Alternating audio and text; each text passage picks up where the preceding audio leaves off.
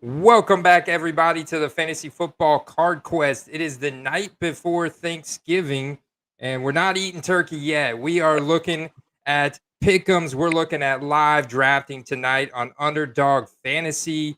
We've got an expert in the house with us tonight. I'm gonna introduce him to you guys because you may know him as Scaladesi in our fantasy leagues.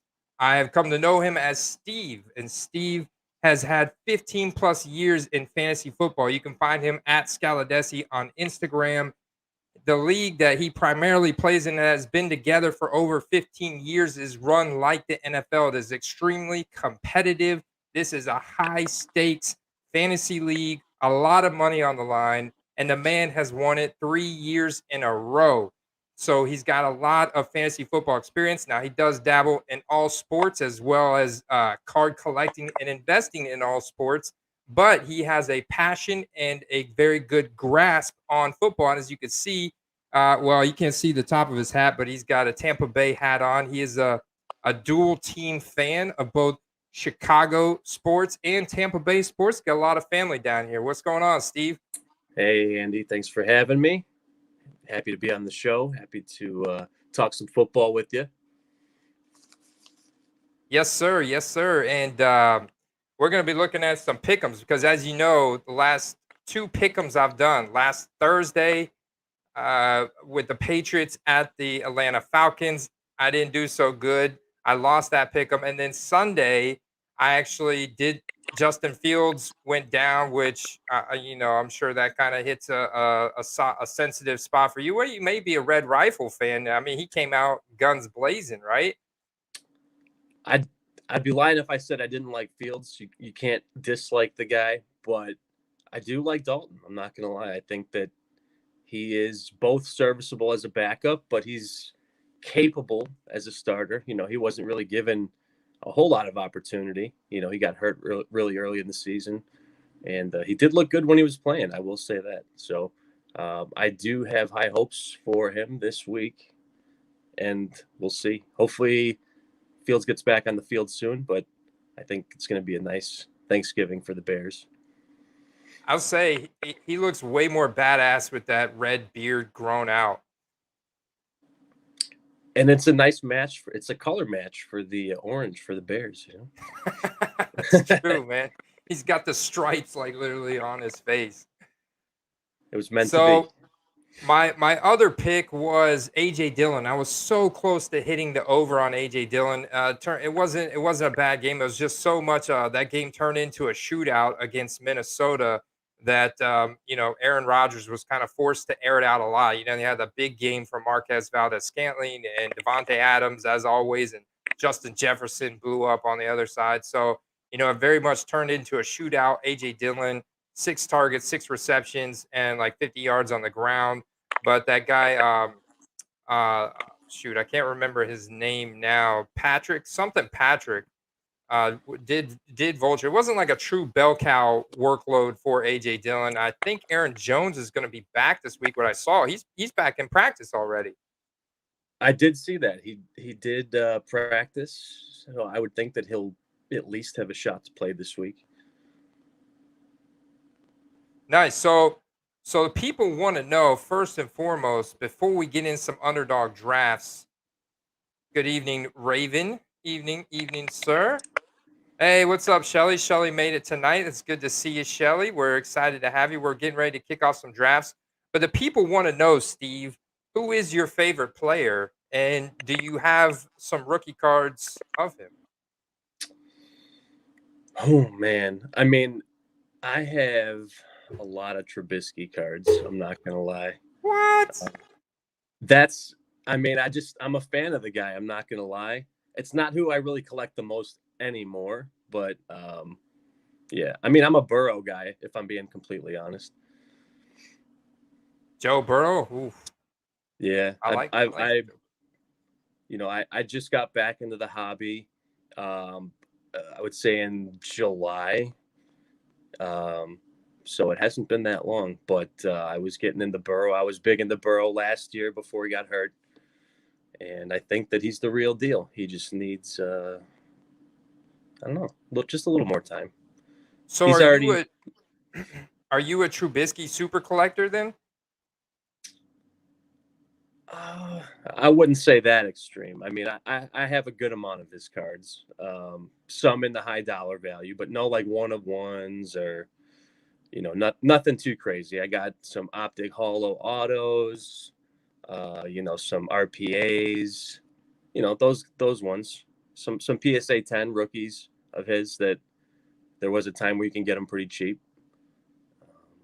But I think just the sheer prospect of him being one injury away from being the Bills' starting quarterback is what keeps his card values up. So, Do you feel that?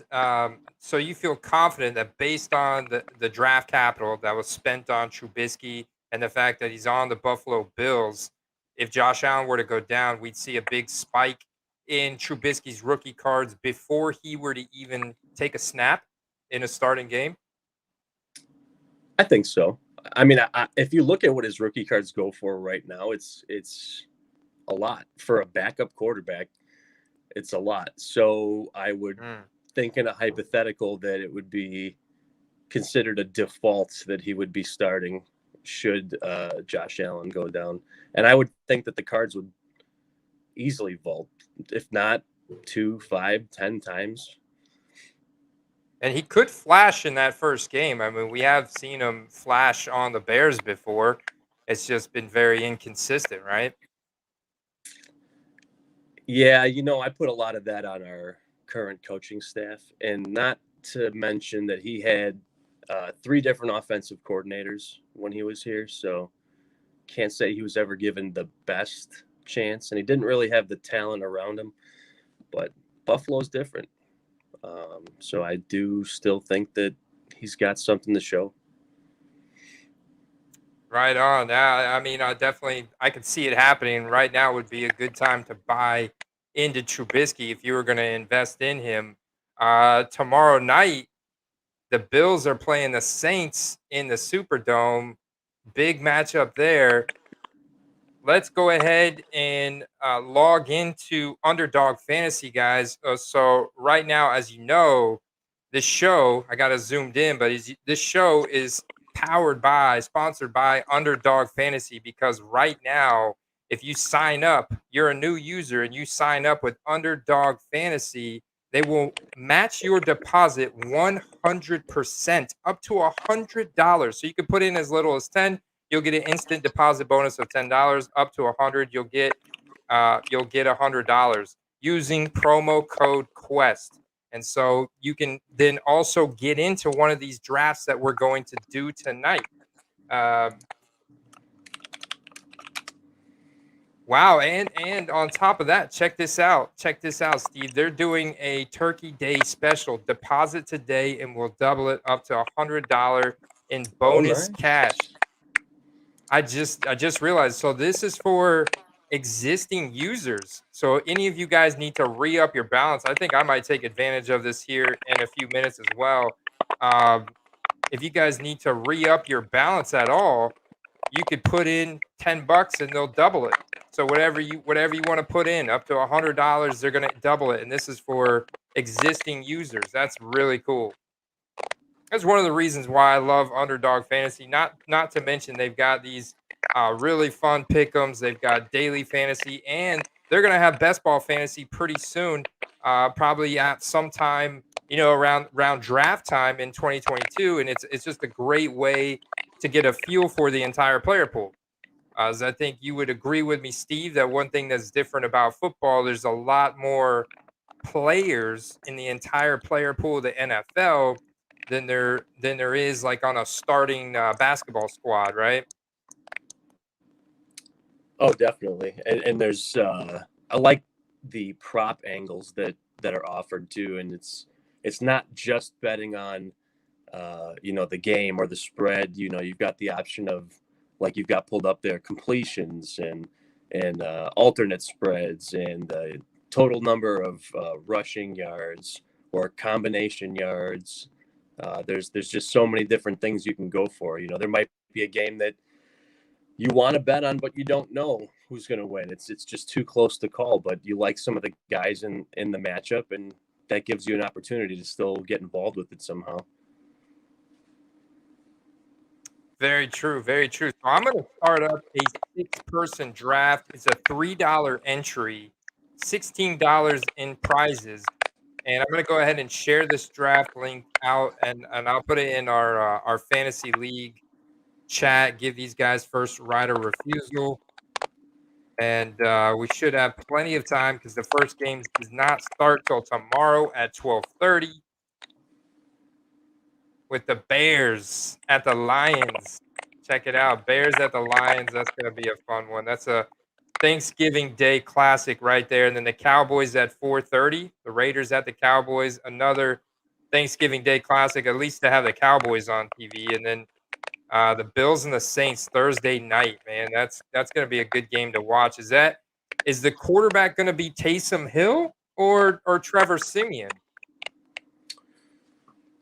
You know, that's a good question. I don't know if you saw this, but they're talking about the coach saying that's one of the worst QB performances he's ever seen. So I still think he'll get another start. I do think that Taysom Hill's foot is still not 100%. So I think he's got one more start left. But, you know, I think there's definitely a chance he might not make it through the game, depending on how they play.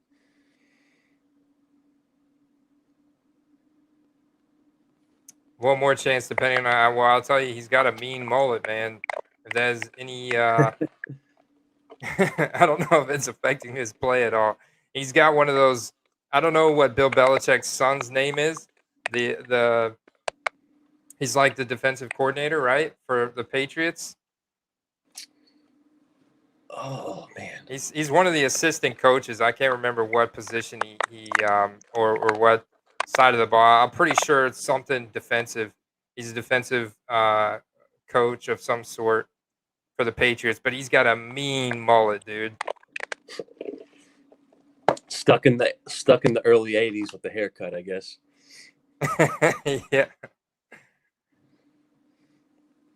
So what do we got pulled up here? I'm looking at the scores and schedule you got pulled up there for the boom. So I got the draft going. We got 4 more spots. While we got the 4 spots waiting to be filled up, I'm gonna go ahead and pull it up on my phone so I know whenever it kicks off.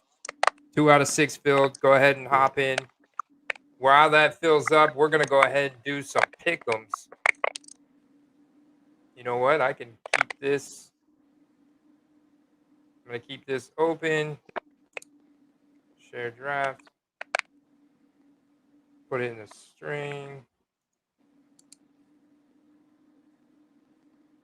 Falcons and the Jags tomorrow. Who do you got in that one? Falcons and the Jags. You know what? I think the Jaguars might win another game, to be honest with you. The Falcons look like, I hate to say this, Shelly, but they look like they're intentionally tanking their season at this point.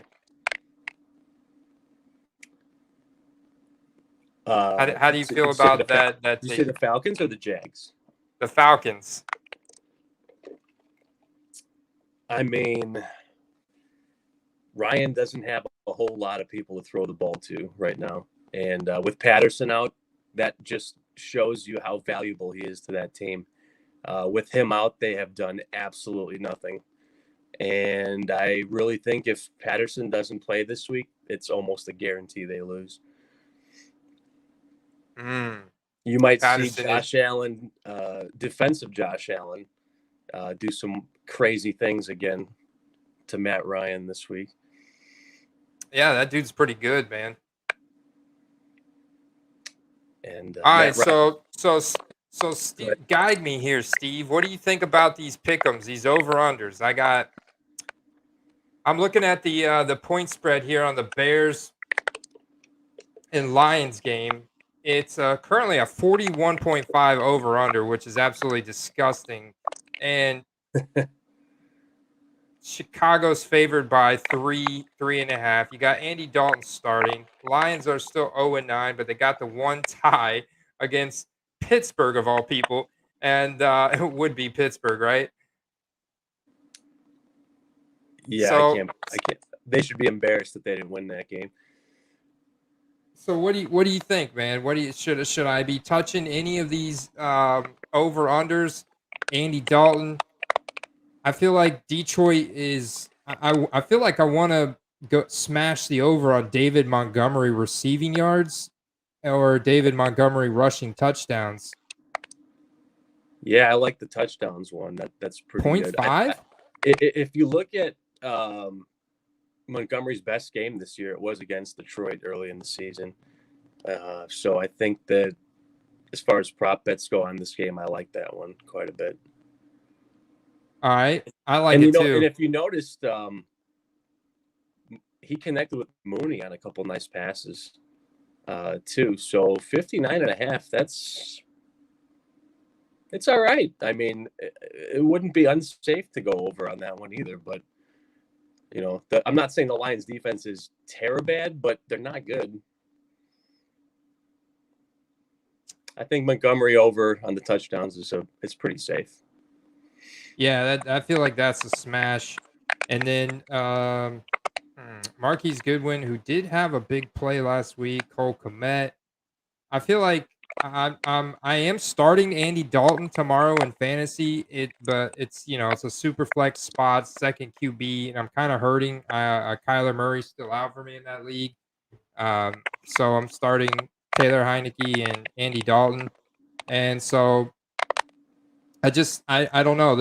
I definitely don't feel as confident though with David Montgomery at 0.5 rushing touchdowns. I feel like that's a very safe over to smash right there.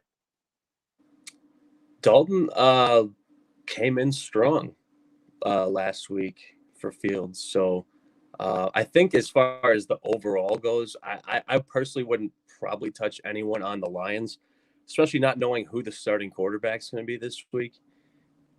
As of right now, we don't know. So I would definitely not bet on, I should say, any Lions. There's still some startable fantasy players, one specifically in Swift, but I think that's about it. If Goff doesn't play out, I don't even know if I would play Hawkinson unless you have no better option. Yeah. Good point. Good point. And so Andy Dalton, but he only played half a game, but 11 completions and half a game against Baltimore. Got to think against Detroit, but it's just tough, like you said, because we don't know who's going to be starting that Detroit. This could be a total blowout. So I feel much better about David Montgomery's rushing stat line here at 0.5 rush. You just got to find that end zone one time. Do they have any defensive props? No. Okay. I know No. sometimes some sites offer it, but on the other side, Deandre Swift has been one of the best running backs in the league this year. yeah, even with the backup in, Swift ran for 140 yards last week, 144 yards, I want to say. That's crazy, man. So that, yeah, maybe. I mean, if there was anybody and you just had an itch to bet on someone on the Lions, that might be the only guy because he's got the track record. And it's total yardage. So, like, if you look at his games this year, the only games that he wouldn't have really hit that are very few. I mean, most of his games, he was hitting that over under on total yardage, whether it was receiving or last week, like it was rushing. Last 2 weeks has been rushing. Pittsburgh and Cleveland. And he has some monster receiving games. So, I mean, I feel like that's definitely a worthy smash in that game with the running backs there. I think there's a chance the Bears get out to an early lead in that game, and he's going to see a lot of looks in the receiving game, most likely. The Bears defense has looked pretty good considering they have two starters out for the year. Yeah, I get nervous touching any of these overs on Detroit players. Yeah, I mean they're so volatile. Even if the starting quarterback was playing, imagine Goff was starting. Look at the same three guys there and say, would you take those numbers? So I would say probably not. Here's an oddball question from Jakurchaville. I'm trying to figure out what's on his little emoji picture, but I can't. This looks like some kind of little taco guy or something. But That's what I he thought. is he is curious if he should start Ingram.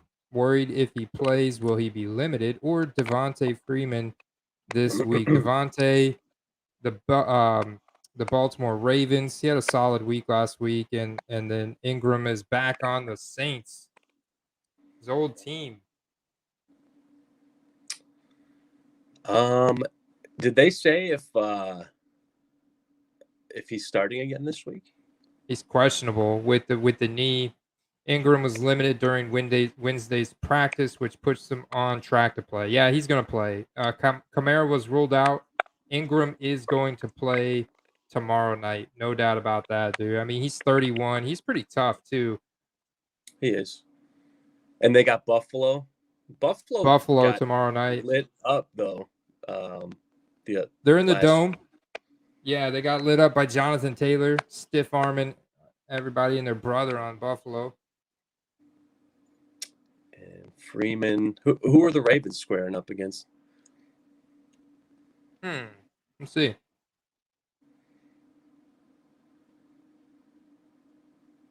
Cleveland at home. Okay.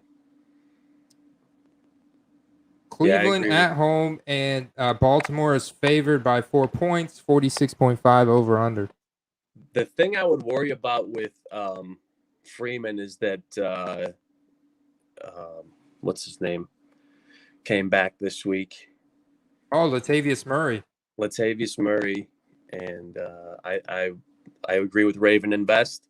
I think that the timeshare is a bit of a gamble. At least with Ingram, you have a bona fide starter. He's going to get the goal line work. It's a bit of a safer start, I think. Yeah, and it's something about playing in the dome.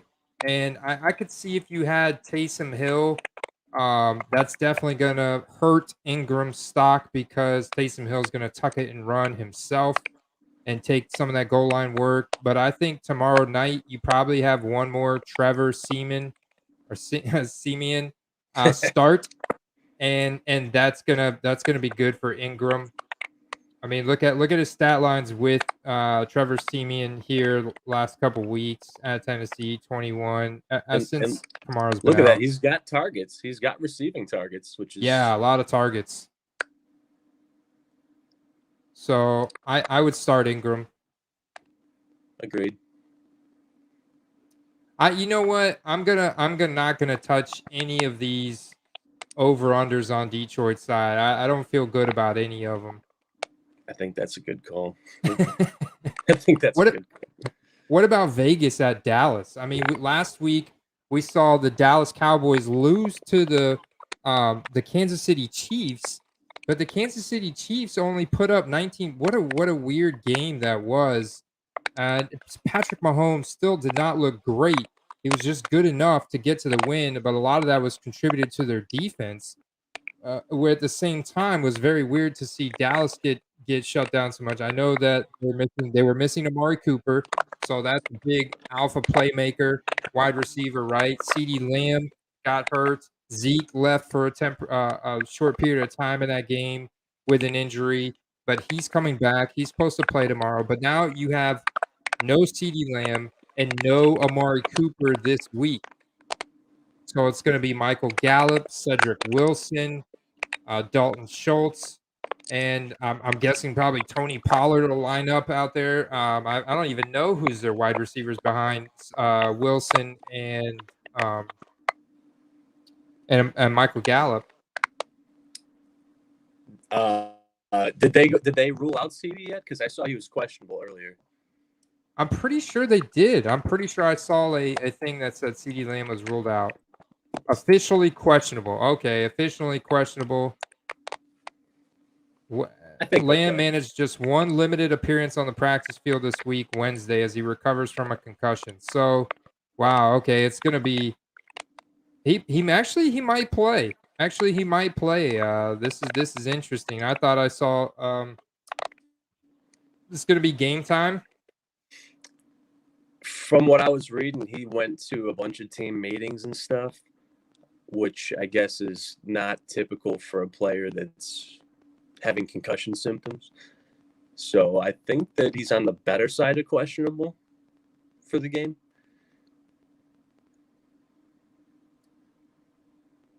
Well, that's good. So, okay, so you do have CeeDee Lamb then. So I'm my whole thought process behind going through the skill position players that are going to be available for Dallas is like, are they going to force Derek Carr and the Raiders to air it out? You know, are they going to be forced to have to throw the ball a lot, or is this going to be a Josh Jacobs game? You know, I'm wondering. I'm kind of wondering how you feel about any of these pick'ems here on Las Vegas. Jacobs 44 and a half. That's 44 interesting. and a half rushing yards.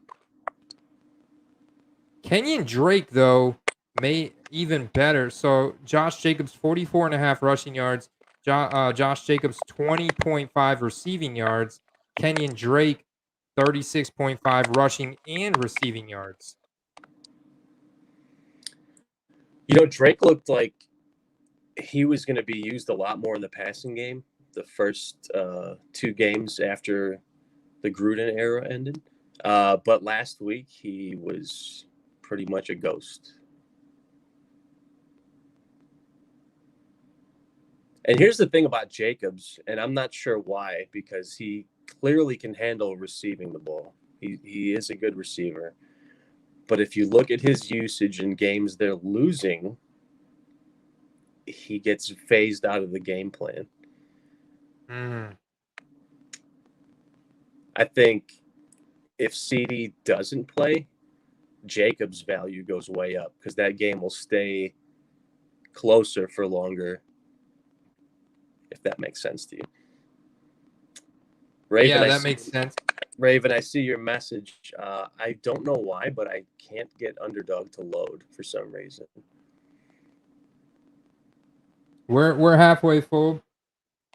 We're halfway full. I'll kind of occasionally. What's up, everybody? We're getting ready to do a live draft here in a few minutes. I'm going to post a link to the draft in the chat. Right now, we're looking at pick'ems and talking about the matchups tomorrow on Thanksgiving Turkey Day. Cheers to you all, and also the games this weekend. And then we're going to parlay that with a little bit of card investing. So let me go ahead and post that link in the chat. How do you feel about this Bryan Edwards at 35.5 over under receiving yards? He's looked really good lately. And then he's another guy. And it could have just been that the defense they were playing against last week could have completely shut them down. But Edwards has looked really good the past couple weeks. And then again, he's another guy that last week was absolutely invisible. Mm. So I think that's a dice roll. I mean, I think that I don't know what's he listed as over under on. I mean, I would say he's probably good for 40, 50 yards. 35.5 receiving yards. Hunter I can see that. Renfrow at 5.5 receptions. I think the Edwards is a better pick than the Renfrow one. He had 4 for 4 last week, Cincinnati. But if you look at the 3 games prior to that, Kansas City, 7 on 9 targets. At New York, 7 receptions on 9 targets. Philadelphia at home, 7 receptions on 8 targets. He only missed the over on that on 4 weeks. 4 out of 11 weeks.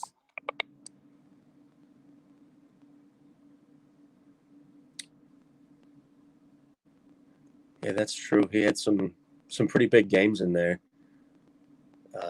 I don't know. How do you think the Dallas secondary can hold up? Well, I think the Dallas secondary deep. I don't think they're going to give up many big plays. They're going to definitely, bracket that defense in because Derek Carr has been going deep a lot earlier in the season. Now they have no Henry Ruggs, but they do have Deshaun Jackson that they added to add some speed to kind of stretch the field because they were definitely desperately lacking that. I think I just want to go to the Dallas side. What about this Ezekiel Elliott 0.5 rushing touchdown? That's pretty juicy. Yeah, that's pretty juicy as well, man. I feel If you look at his line for the season, I think he's definitely averaging about a touchdown a game. If you look at the overall, let's see. Yeah, I mean he had 2 in week 10 against Atlanta. He didn't have any at Kansas City, none at Denver, none at Minnesota, and none at New England. But yeah. That's right. So I feel like he's due, and it's Thanksgiving. I feel like Ezekiel Elliott is, and he's got no injury designation coming into tomorrow, so they're gonna feed him. I saw tweets earlier about big reporters and NBC Sports Edge talking about feed Zeke. So I think that he should be fed early and often on Thanksgiving. if I recall in years past, he's had really big Thanksgiving's Day games, and I don't think that's going to change this year either. So would you go over on the rushing touchdowns or over on the 62.5 rushing yards? I like the touchdowns better. Yeah, it's just one. He just needs to get one. Because with the rushing yards, he could have 59 and then have 100 receiving yards, and it's still phenomenal, but it doesn't win you the bet. He could get a 1 yard goal line carry and then sprain his ankle, and then you still win your bet. So it's a little less involved to get the one touchdown. I'm trying to figure out why I can't get in with you guys here. Hold on. I just posted a link in the chat. Anybody who wants in our first private $3 draft that we're doing tonight, the format you can see right here. It's a 6-person league for this week only. You got 30 seconds per round, 6 rounds. The scoring is half point PPR. The roster is going to be 1 QB, 1 running back, 2 wide receiver, 1 flex, and 1 tight end. And it's going to be the Thursday games. This is the Thursday games only. Tomorrow games, Chicago at Detroit, Las Vegas at Dallas, and Buffalo at New Orleans. The games we're talking about right now on the pick'ems. So I've got over on David Montgomery at half touchdown. So I'm basically projecting Montgomery to get a touchdown at Detroit, Ezekiel Elliott to get a touchdown at home versus Vegas. You gotta get. I mean, I can't see in a scenario where either one of these guys do not get a touchdown tomorrow. So I'm definitely rolling with that. By the way, guys, if you just joined, I don't know if you noticed this, but right now, Underdog Fantasy is doubling your money up to $100, even if you're already signed up on there. It's a deposit bonus special that they are doing right now today. So we noticed it when we logged in. It's a Turkey Day special, guys. So if you deposit today, they will double it, regardless if you are a new user or not. So take advantage of this. I'm about to take advantage of it at some point tonight. I just realized this, so I'm gonna be taking advantage of this. And if you're a new user, shoot, I don't know if that's a double-double. They might be doing a double-double on that. That would be one insane, incredible deal. I'm pretty bummed, Andy, that I can't get the site to load. It's the site's not loading for you? No, it keeps saying like, oh, can't find DNS or something like that. Site can't be reached. Yo, what's up, Jets Crazy 87? What's going on, man? I wonder what Jets Crazy is gonna do with those Mike White rookie cards that he bought. Oh no, the White Ranger. Did you the White Ranger? That's right. The 1 week wonder. Did you buy any honest, Mike White rookie cards? I was thinking about that earlier today, and yeah, I feel bad for those guys. Unless by some chance he makes a resurgence towards the end of the year or gets traded in the off season, that's rough, man. Hopefully people got their money and got out. So the problem, Raven, with Steve doing it on his phone is that he's using his phone for the StreamYard. Yeah. For next time, I'm gonna have some different setup going on, but on short notice, I had to use my phone for this evening. You know, I don't know if it's just because right before this I had reset my router, and I don't know if that's what happened. I mean, I'm still able to get on to everything else here, so I don't understand why. You're not in one of the you played on Underdog before with us, so you're not in like a state that doesn't allow it. No, I can definitely sports bet. It just literally won't even load the page, which I can't figure out. Let me well, since I'm on the phone, let me try rebooting my computer. Maybe that'll work. All right. And I'm going to look at Dak Prescott's. I know he hasn't rushed much at all this year. I got a Zeke. All right, I'm taking basically the one side in this. You know, I feel really good about Michael Gallup. Michael Gallup with Amari Cooper out because Michael Gallup lines up on the outside a lot. He's a bigger body receiver than CeeDee Lamb. He's more similar to Amari Cooper. I want to see what his, and he missed some time there, but man, he had 10 targets, dude. 10 targets at Kansas City. I don't know. Something in my 10 targets at 5 receptions. So like that's only a 50% catch rate. I didn't watch that game, so I don't know if those were quality targets, 10 targets. Yeah, or if he dropped any of those. I didn't see it either. So, but yeah, it's safe to say you can't put all of them on him, but you got to figure at least probably half. Yeah, man. I feel like Vegas has got to. I mean, they're definitely gonna be targeting Darren Waller. They're definitely gonna be targeting either Hunter Renfrow, Bryan Edwards. They could be dumping it off a lot to Josh Jacobs. 20.5 receiving yards is really not a lot. I'm really tempted by that one as well.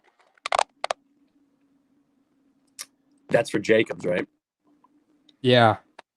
I think that his last couple games, he's had 22, 24. So 20 is not bad. Is it exactly 20 or 20 and a half? 20 and a half.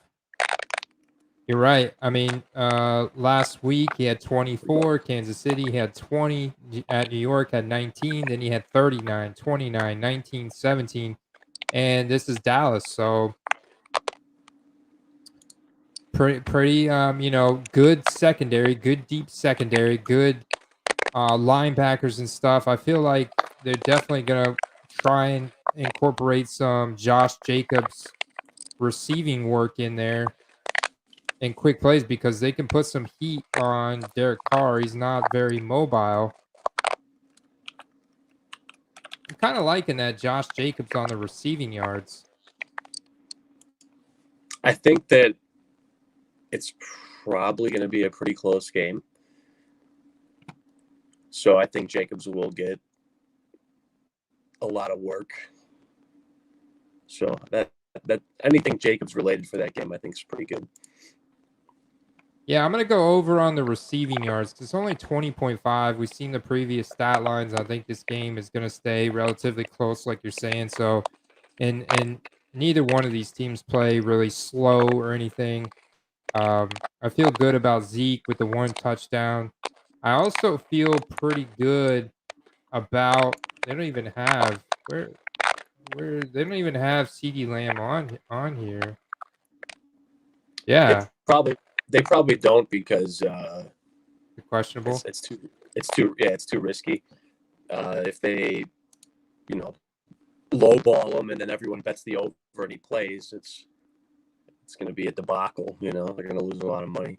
Or on the flip side, they shoot him at a normal amount and he doesn't play and people get pissed. So this is the wild card game for me. Tomorrow night, Buffalo at New Orleans. Let me look at the spread on this one. 46.5. So see, we got the highest spread on the Raiders Cowboys game. And the spread on Buffalo, New Orleans, at New Orleans in the Superdome is 46.5. Buffalo currently favored by 6, but what version of Buffalo are we going to get tomorrow night? What version of the Saints are we going to get tomorrow night? Like, this is like the most volatile game I feel tomorrow. Besides maybe what version of Detroit Lions and the Bears. I don't know what version of Andy Dalton you're going to get too. I feel like the one that's the most predictable out of these that we can kind of forecast for is the Raiders at the Cowboys. Yeah, I think Dalton's going to play with purpose. I mean, he knows that he doesn't have a lot of opportunities left, and he might not be playing for a starting job with the Bears, but he's playing for a starting job somewhere, and I think he's going to throw down. I like that. I'm starting him in my super flex. Let me go back to the pick'ems and see what kind of pick'ems we had then on Dog, because I didn't take any pick'ems on Dalton, and it's really not. What's interesting is when you look at his stat line from last week, if we take like full recency bias here, right? He only had 23 attempts that turned into 11 completions, but 201 yards on 11 completions. That was also 2 touchdowns. That's pretty efficient. That was Darnell Mooney, right? Yeah, I think it was a 60-yarder or a 40-yarder. Yeah. I can't remember. But yeah, I mean, that's they're also playing the Lions this week. The Ravens are pretty good on defense, but they do give up big plays, and I can say that I think the Lions fit that profile as well. I feel like I want to smash the over on Andy Dalton's passing yards.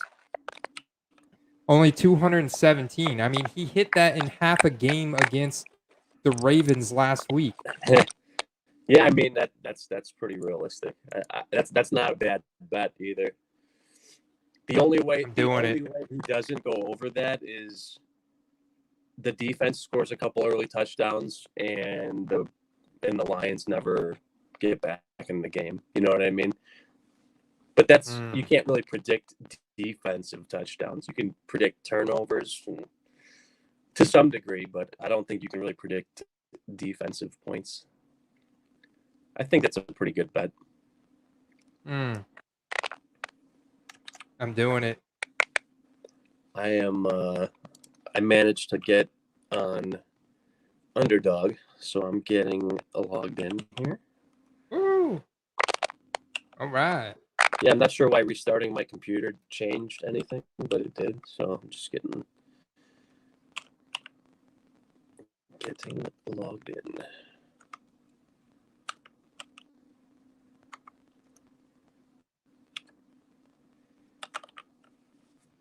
I couldn't be on here and not be a part of the draft myself. That wouldn't be right.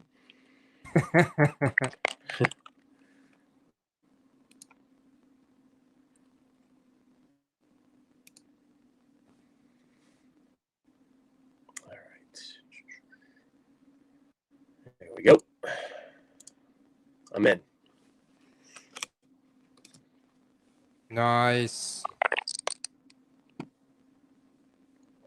All right, let's see here. We'll see if the do you know if that bonus is like an instant bonus? Let's see, because I just put some money on there. Yeah, check it out, man. Let me know. Let us know. It is an instant bonus. I can confirm that. Son. Sweet. Yeah. So everything that I put in and one times it, or two times it, I should say, just showed up right away.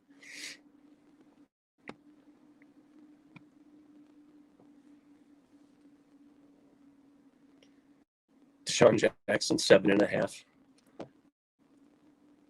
7.5 rushing plus receiving yards. That's basically, I mean, if he catches one ball, he's going to go over. That's pretty funny.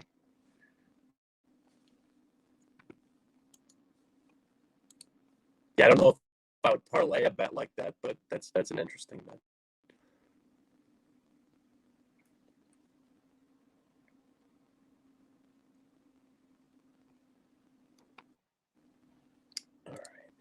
All right. 2 more spots left in the draft. So far in the pick'ems, I'm at a 10x payout right now. I feel pretty good about. I'm really nervous. Let me look at these Bills over unders. 20, 24. Let's see. That's the only other game that evening, correct?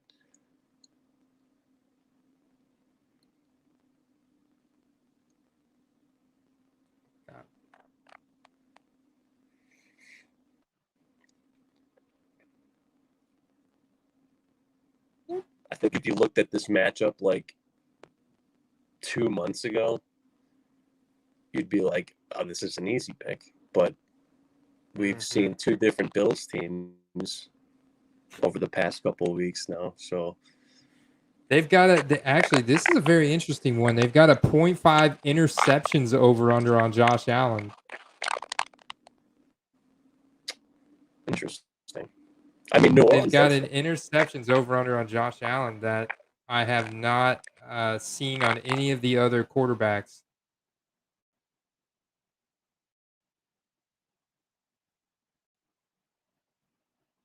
Hey, what's up? Broken sound in the house. Let's see what he's got right here. He likes Montgomery over 0.5 rushing touchdowns. Jacobs. Am I remove this one and add this one? Okay. Jacobs over 44.5 rushing yards. Renfro over 51.5 receiving yards. Zeke over 0.5 rushing touchdowns. And Josh Allen over 0.5 interceptions. Iwan. Oh, what's up, Iwan?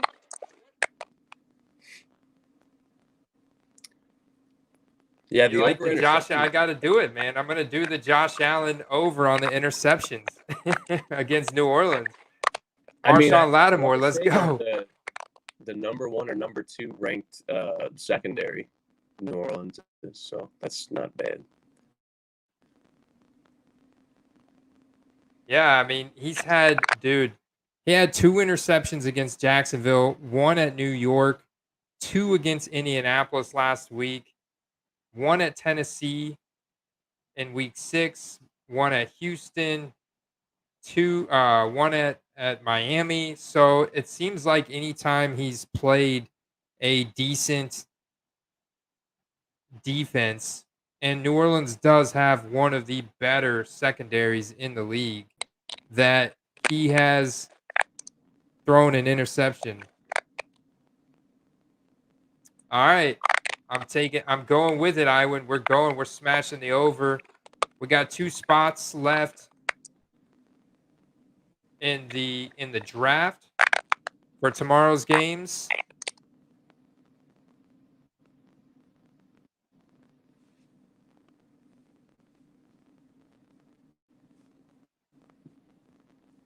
And I may have to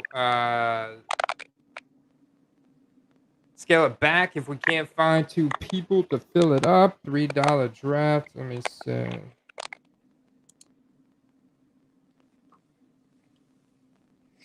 You have it set. Is it open to public or is it just invite only? Invite only. But you can share this link with anybody, and they'll be able to get in.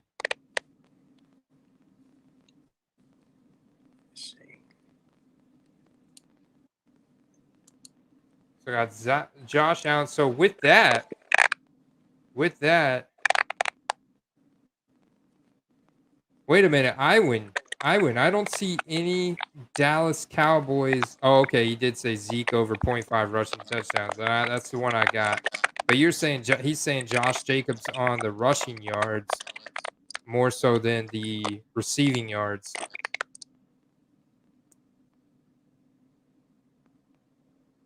Yeah, I think it could easily be either one, right? I think I'm gonna go with the lower one just because.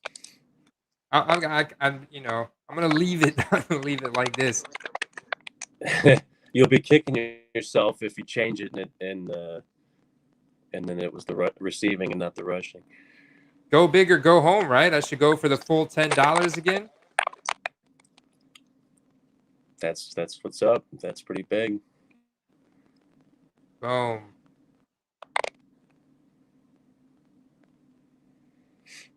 Yeah, I mean, if you make a deposit today, it's like you only put in 5, right? Exactly, man.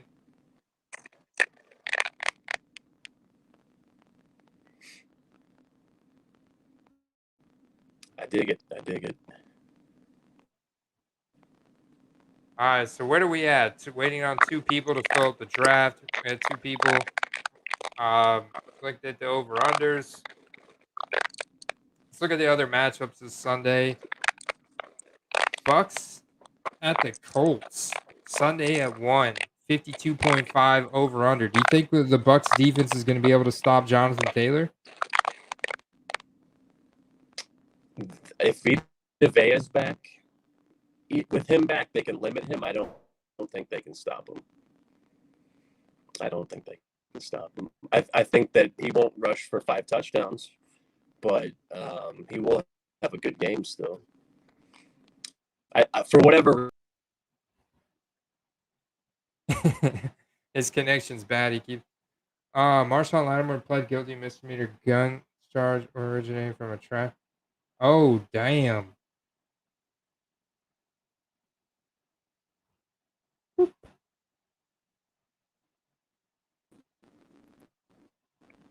Scaladussy.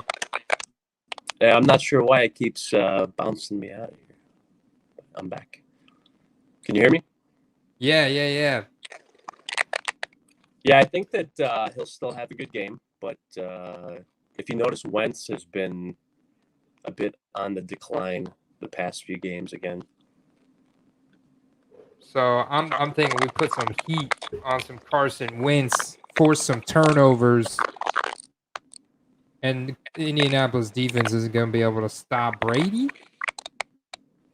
I can't wait till we get Antonio Brown back. I think he's just sitting out to the playoffs. I feel like that's what's going on. What do you think of the the rumor that he had a fake vaccine card, and they were talking about it being a felony or something like that? I don't know, man. I don't think that's the case. Yeah. That's crazy, man. Well, I did hear that, but I'm like, well, the thing is, he's had to sit out all these games anyways because of his dang ankle. So even if it was, even if he did have a fake vaccine card, it's like, what does it matter? Anyways, he couldn't have played anyways because His ankle was hurt. Yeah, I tend to agree with what you're saying. I think they're being a bit cautious. They don't necessarily. They have lost a couple games now, but they're still in the division lead. But I think if they were behind, I think that he would have played already.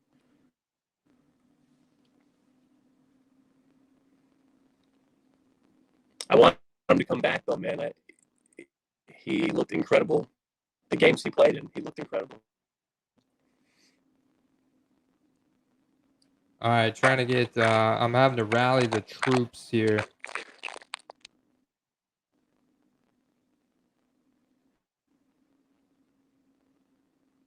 Rally the troops.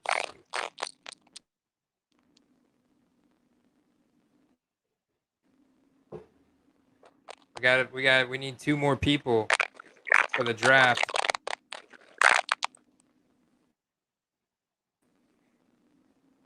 Or we abandon this one altogether and go to a 4. We lost Scaladetti again. Or we abandon this one altogether and we go to a 4-person draft, which maybe that's what we do.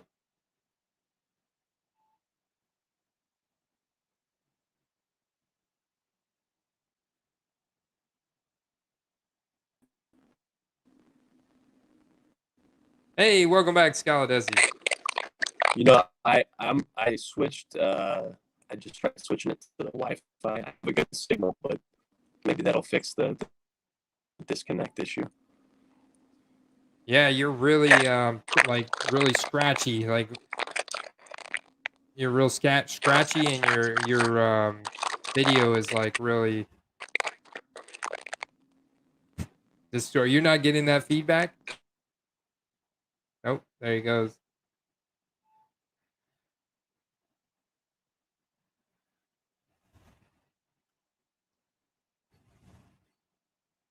I was hoping we could get Scaladetti to run the show for a couple minutes so I can go get a refill on my drink.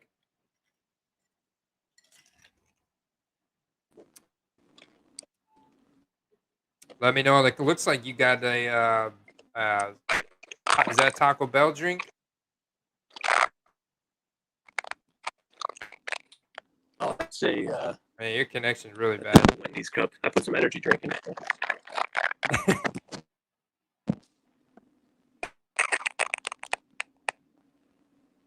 All right. Frozen again. Are we back? Yeah, I mean, you're coming in and out.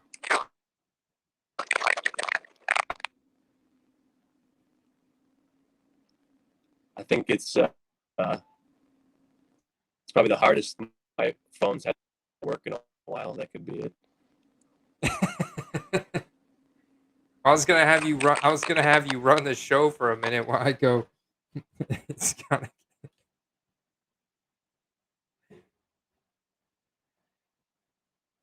Give him a minute, y'all.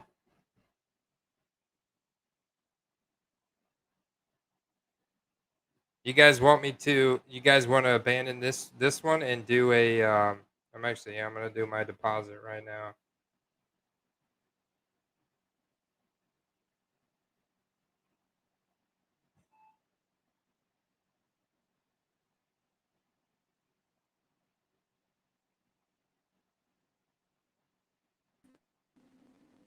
Scaladetti? Hey. Hey man, that's a little better. A little better? A little bit, yeah, actually that's a lot better.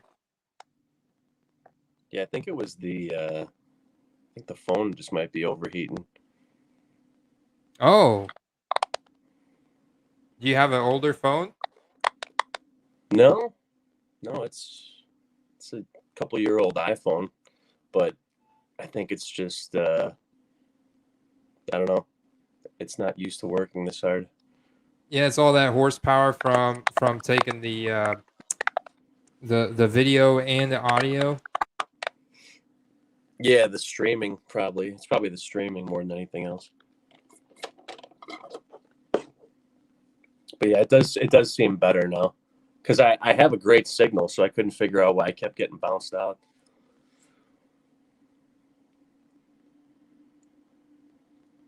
All right. How are we looking for the draft? Got 2 spots. Where do we go? I just put we're still waiting on 2 people. And there.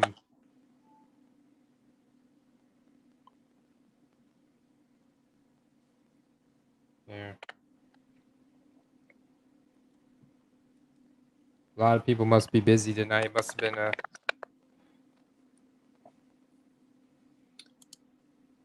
I remember back in the day, night before Thanksgiving was always the night, like go out drinking and stuff, partying. True. Very true. Blackout Wednesday. Blackout Wednesday before Thanksgiving. It's been a couple of years since I did one of those, but those were always a good time. Is there a way to make it public or to just run it as 4 teams if we need to? Yeah, I can run it as 4 teams. We can go back to the lobby. We can actually, I mean, we could do this one right here. I mean, there's 4-person right here. I mean, we could do as little as 2-person. Let's do this 4-person. I'll create it. Yes. I'm going to go ahead and do 4-person. That's crazy. You picked Goff. All right, let's do a 4-person.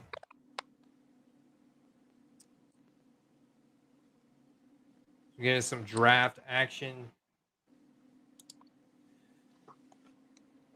3 people.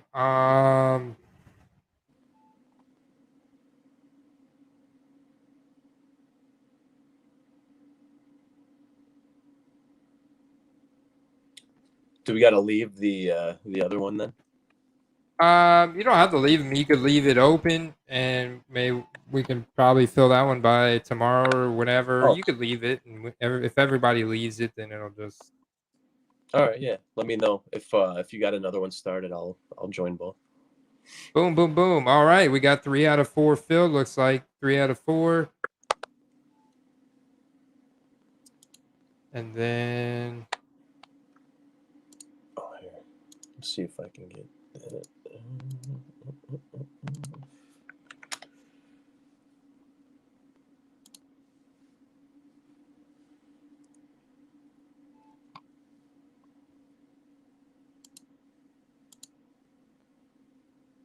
Trying to get the. Oh, it's going. Draft starts in 40 seconds. So remember, guys, this is 6 rounds. The roster construction, half point PPR. The roster construction is 1 quarterback, 1 running back, 2 wide receiver, 1 flex, 1 tight end, and it's all 3 games tomorrow.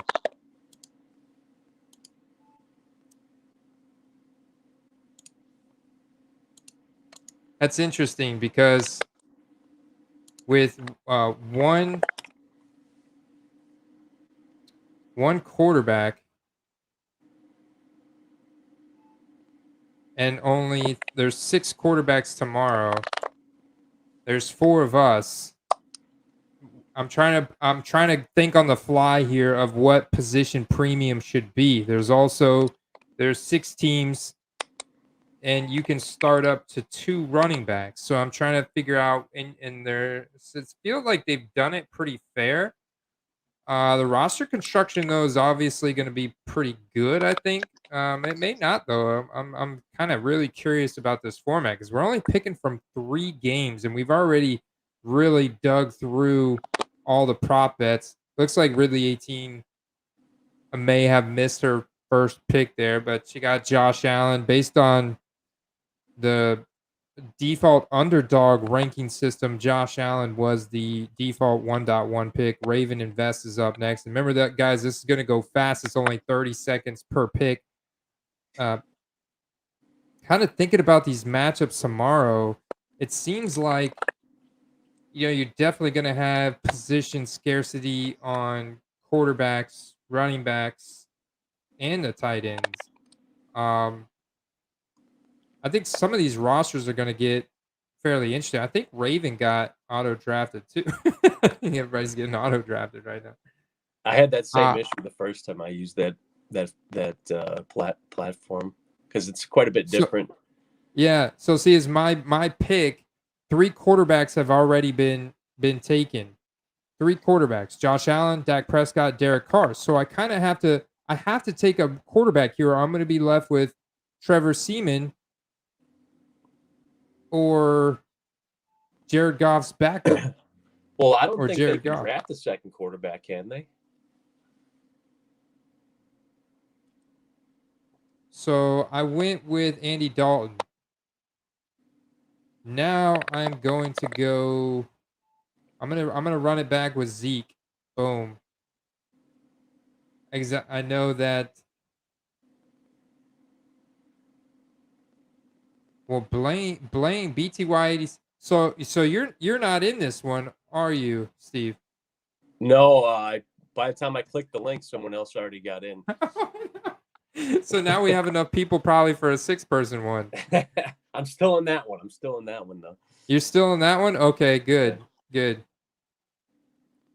Yeah, I kept clicking the link and it said it couldn't find the draft. And I was like, what do you mean it couldn't find it? And then I saw on your screen it was starting. I'm like, crap. But that's all right. I'm getting the experience, vicariously here. Yeah. You're getting to sit back and watch. We'll do it. Obviously, these 4 people one are easy to fill. We could do another one after this. I felt like there'd be no problem filling a 6-person one, and we were close, but looks like a lot of people are out doing stuff tonight, out partying, maybe last minute cooking and cleaning also.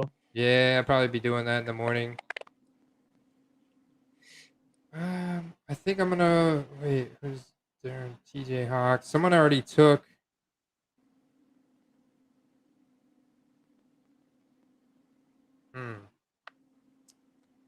I don't know if that was a smart move, but I went tight in there. Oh yeah, that's right. I get another pick right back to back. You know what? I'm gonna go back to running back here and go with Josh Jacobs. I like it. So I got Andy Dalton, Ezekiel Elliott, Josh Jacobs, and TJ Hawkinson in my tight end. So really, all I need now is wide receivers, because I can only play a maximum of 2 running backs. So I basically filled my running back, filled my flex, filled my tight end, and the quarterback. So I just need 2 wide receivers at this point. And now there's a run on wide receivers. Who's left? Who are you going to grab? Well, we'll see who gets picked. I mean, people are running on wide receivers right now. Kind of interesting because Blaine went with Michael Gallup, then Raven went with Cole Beasley, Ridley, Hunter Renfrow, then Ridley went with Tony Pollard on the back-to-back picks there at the end of the 4th, beginning of the 5th. Now Raven's up. Raven's got a very balanced roster, and he went with Deontay Harris on wide receivers. I mean, what is there new news that has come out for no, there hasn't been. Are you going to grab CD on a gamble? I am if he's still there. Absolutely. I mean, that absolutely. If he falls to you, that's potentially a league winner. It's also potentially a league loser, but he fell to me. I mean, I don't know how you don't take. I don't know. I gotta take him. He's too good to not take, I think. Right? I mean, there's we get. Oh, it's my pick again. I forget I'm on the back-to-back. So this is my last pick. So I gotta go wide receiver again, and I think I gotta go Emmanuel Sanders here. You don't like Marquez Callaway? Oh, I missed it. I was actually gonna go Cedric Wilson with as a safety blanket for the CeeDee Lamb pick, and I wasn't quick enough, and I got Emmanuel Sanders. I think Cedric Wilson would have been a nice little pick there.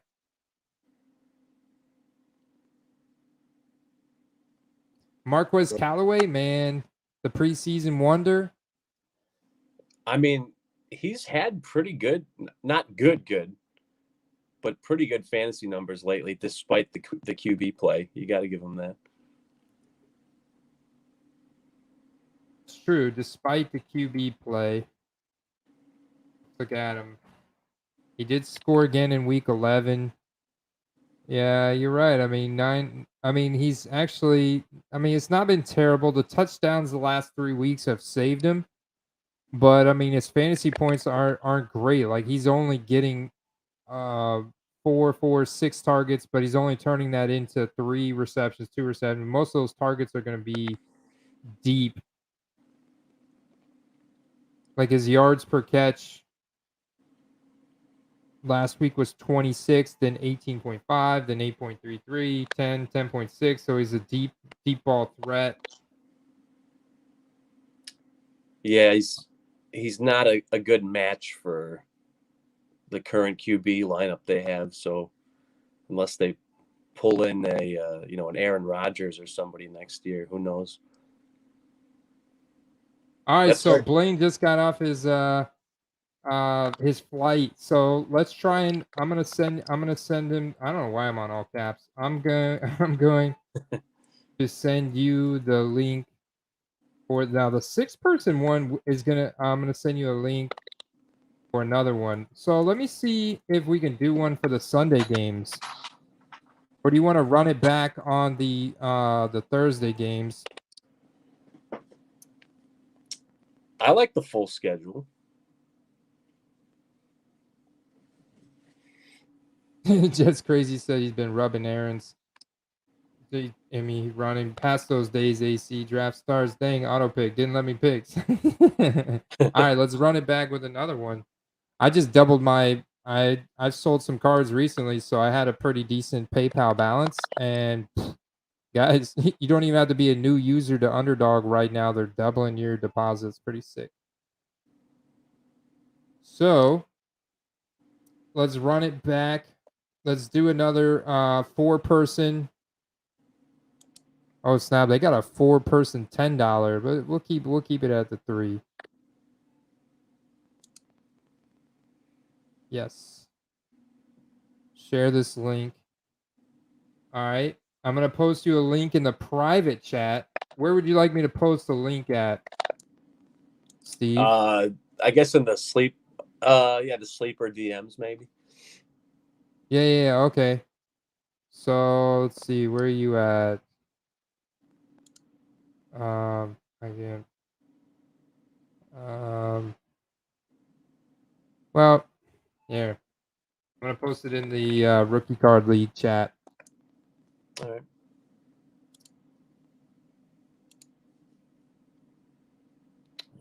Let's see.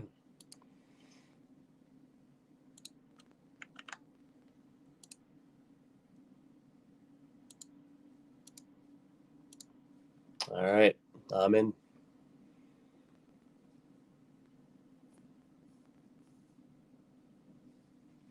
Boom, boom. All right. We got 2 out of 4. Let's fill up another comments. Callaway was a huge preseason tease. I did cash out on that one. Jets crazy. Aladesi. We got 2 spots. You think I can make myself a mixed drink? So I'm drinking 1792 small batch bourbon. It sounds fancy, but it wasn't that expensive. Nice. It was like a $32, $35 thing of bourbon. Not bad.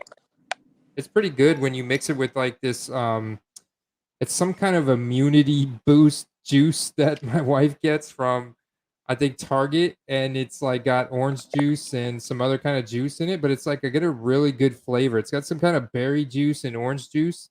Mix that with the bourbon and some ice. It's actually really good, and I feel like I'm boosting my immune system at the same time.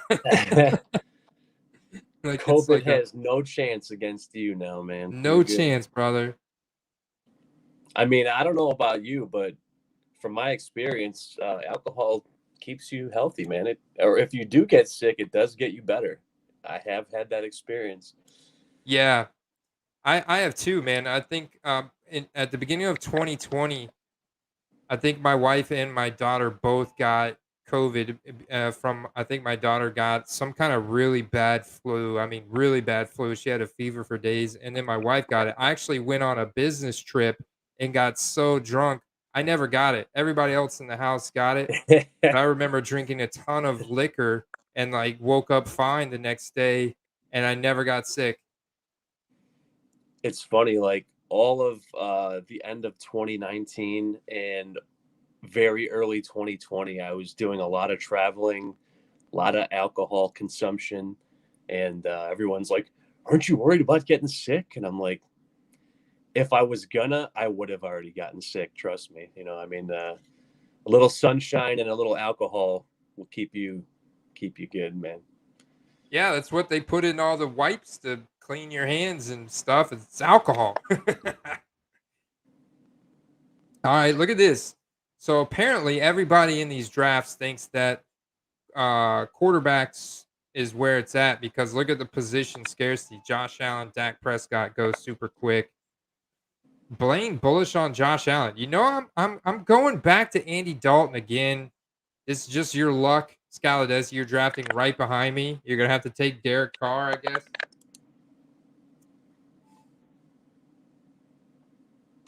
I See, mean, you could go with Simeon, yeah,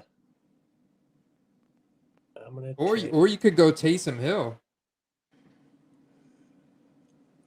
Grabs Oh Montgomery. shit, it's a sandwich pick here. Let's see. I'm gonna try a different strat here.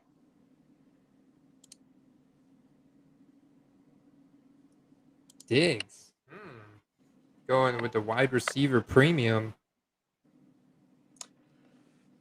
But yeah, my thought process on that is there's not a lot of players in this Stack. pool. You're right. I think we should do a Sunday game one after this. But you know what I just thought about? I'm going to go ahead and change up my strategy this time, too.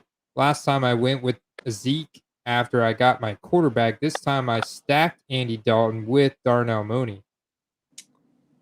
Yeah, yeah, one big play and it'll put you up quite a bit.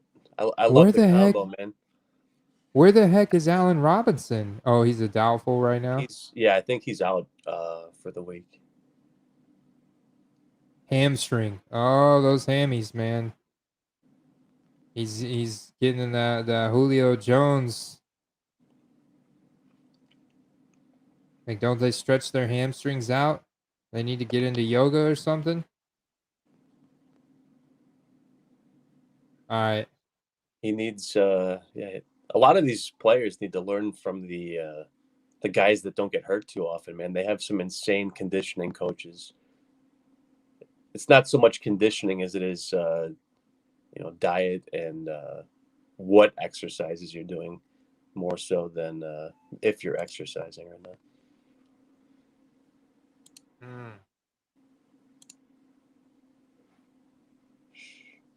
Man, it got thin Very, real. very interesting. It got thin real quick over here. How much time do I got? Fuck, 10 seconds. I don't know what to think.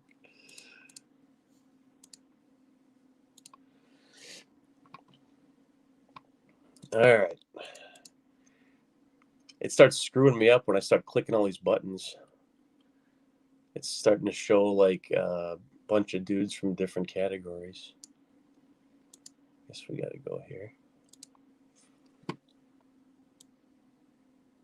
I'm on the clock. All right. So I don't need a quarterback. I do need a tight end. Who's left at tight end? Ooh. I don't mind if I do. Dalton Schultz or Dawson Knox? I don't have any Dallas players yet on my squad. I'm going to go with Schultz.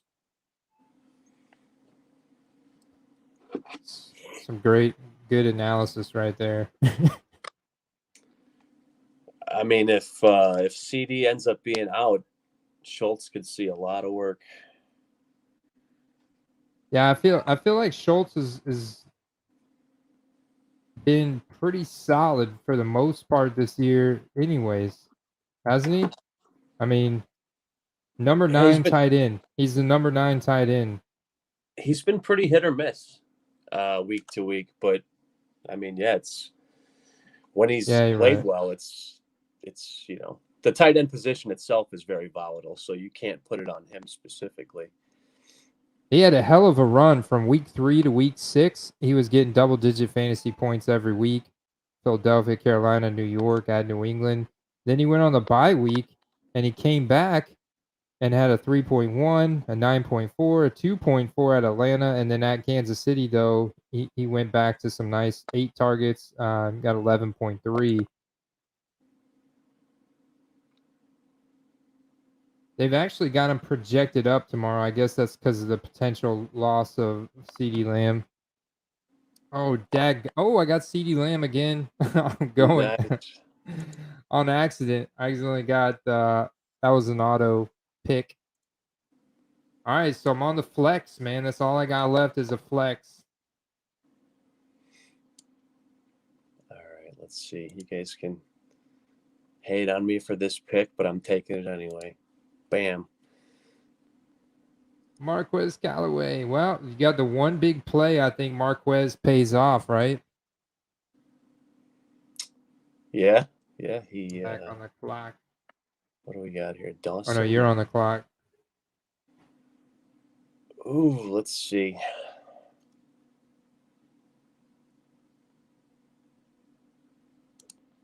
Yeah. Not a fan, but he's the best of what was available.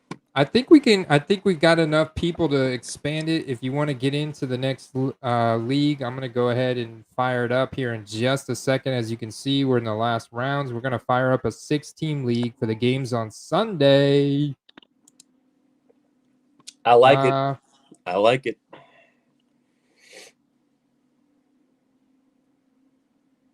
Cole Beasley finished out my roster. While you guys watch the last couple people draft here, there's the draft board. I am going to, there you go. Now you can see the full draft board. I'm going to come over here to Underdog and start a new draft. NBA. Let's see. Wednesday, Thursday. See y'all. Slate. There we go. Sunday at 1 o'clock. Let's do a Sunday one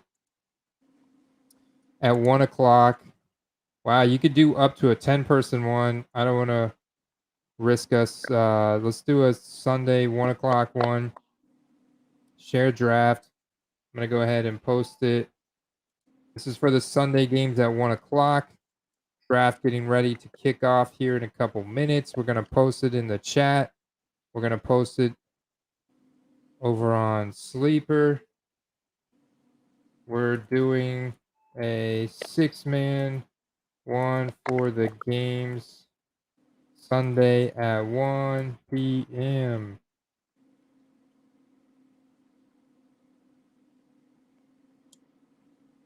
Let's go. Let's go.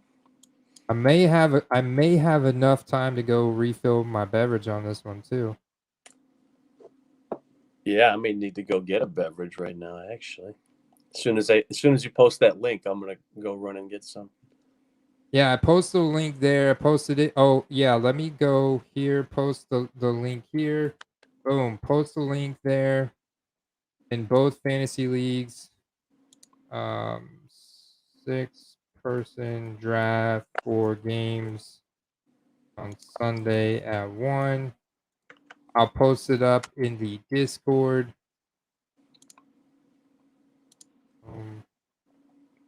Link for draft on the Sunday games at 1.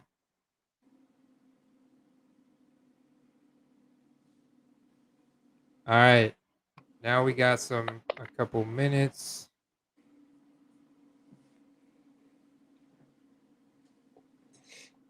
active.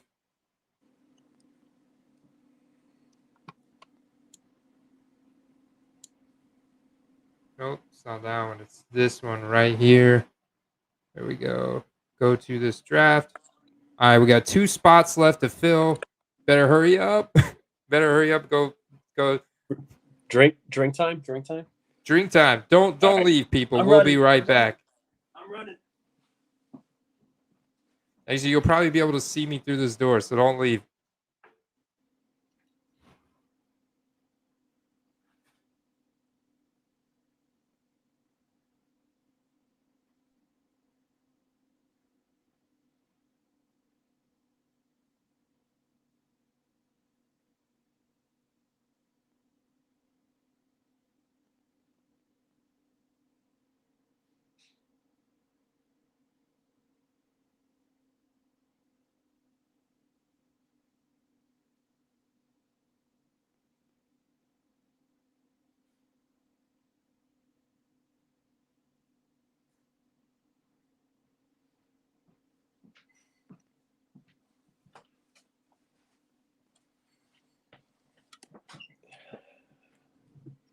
Cheers, boys.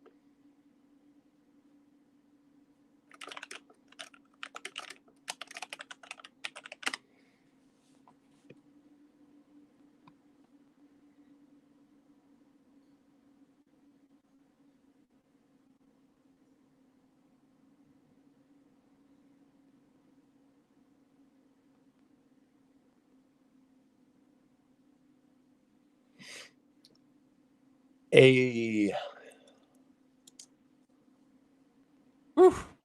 Welcome back. Nice. We still have 2 spots open. So while you were gone, I was looking up some news. It says Lions are planning to start Jared Goff. So, I mean, that's him at less than 100% is probably still better than the other guy, but it's Jared Goff, and he's not at 100%. So I don't think that changes too much. And it looks like Gronk is practicing in full, which is great. Oh, man, that's good. Lamar Jackson practicing in full.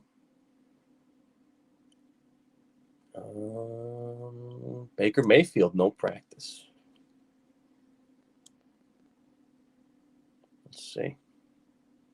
Let's see. Those are the big ones, it looks like. What do you think about the running back carousel in Tennessee? Oh, dude, it burnt me, man. It burnt me, dude. I put my chips in week 10 on Adrian Peterson. I started him, and I mean, yeah, he got me a couple points. Actually, he saved me with that 1 touchdown that he got. And then last week I started Donta Foreman in my flex spot, and I got burned on that. So I don't know, man. I really don't know. And now you got Jeremy McNichols back. The Lions are the Lions. Yeah, they look like the Lions out there. Tennessee Titans. Oh, man. AJ Brown's kind of disappointing. I mean, he's had a few good games this year, but he just feel like he can't overcome all these injuries. He keeps incurring injuries. Yeah, the most productive Tennessee running back is a guy that I've never even heard of. And I don't know him by name, but I've seen him on the waiver wire ad videos, and he has a good case for being their running back 1 for the rest of the year. So that might be something to look into. Let's Wait, sorry, I was sending a message. Say that. Who was that again? I'll get you the guy's name right now. I just had it pulled up. There was a guy that was like off their practice squad, I think, and he had like 10 targets in the receiving game, I want to say. Let's see.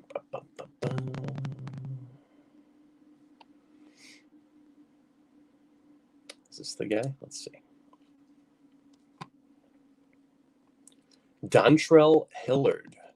Oh, yeah, Dontrell Hilliard. 7 carries for 35 yards, 10 targets, 8 catches. That's pretty big. That's pretty big.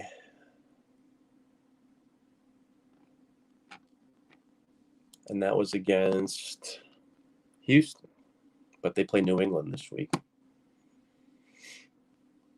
I think them cutting AP was a sign that this guy's going to get more work.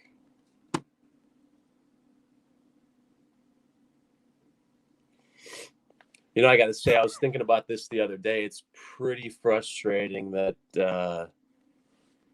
they just put their backup running back on IR. Darrington Evans.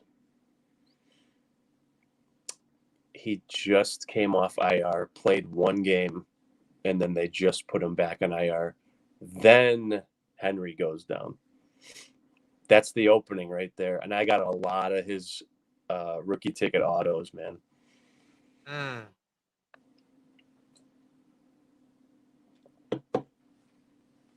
And it's interesting. I learned about that player profiler site from you guys.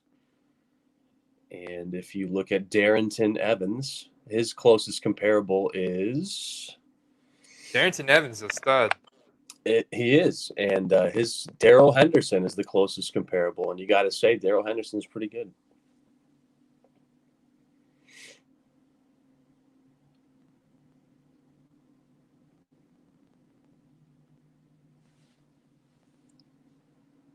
Yeah, if I was Tennessee, I'd be pretty worried because they're looking real bad lately.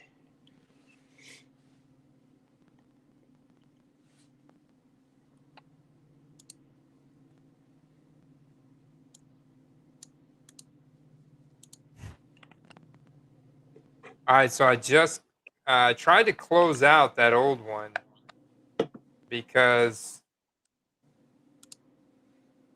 Jets Crazy was stuck in it for some reason.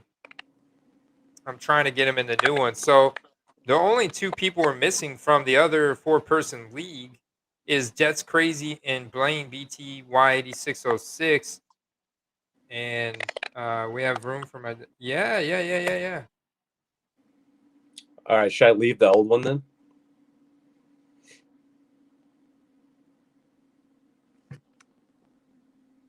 Yeah, you can. Yeah, I would say go ahead and leave the old one. All right. Yeah, I there was no button for me to close it out, so I just kind of had to. Only me and Ridley were left in there anyway. All right, check it out. 5 out of 6 filled. Hey, congratulations, Jets Crazy. You found a way to get in. Oh, man. Fun stuff. That was a struggle. That was a struggle for real. I sent him a DM and I said, dude, are you drunk right now? Hey, did you start early? I mean, Matt, no hate if he did. No hate if he did. No hate at all. I was going to start early, however, because the kids were one of them was being difficult earlier. So I was like, you know what? No, I'm gonna wait. Yeah, I was saving it for tomorrow because I got 2 different family events to attend, so I will definitely have my fair share.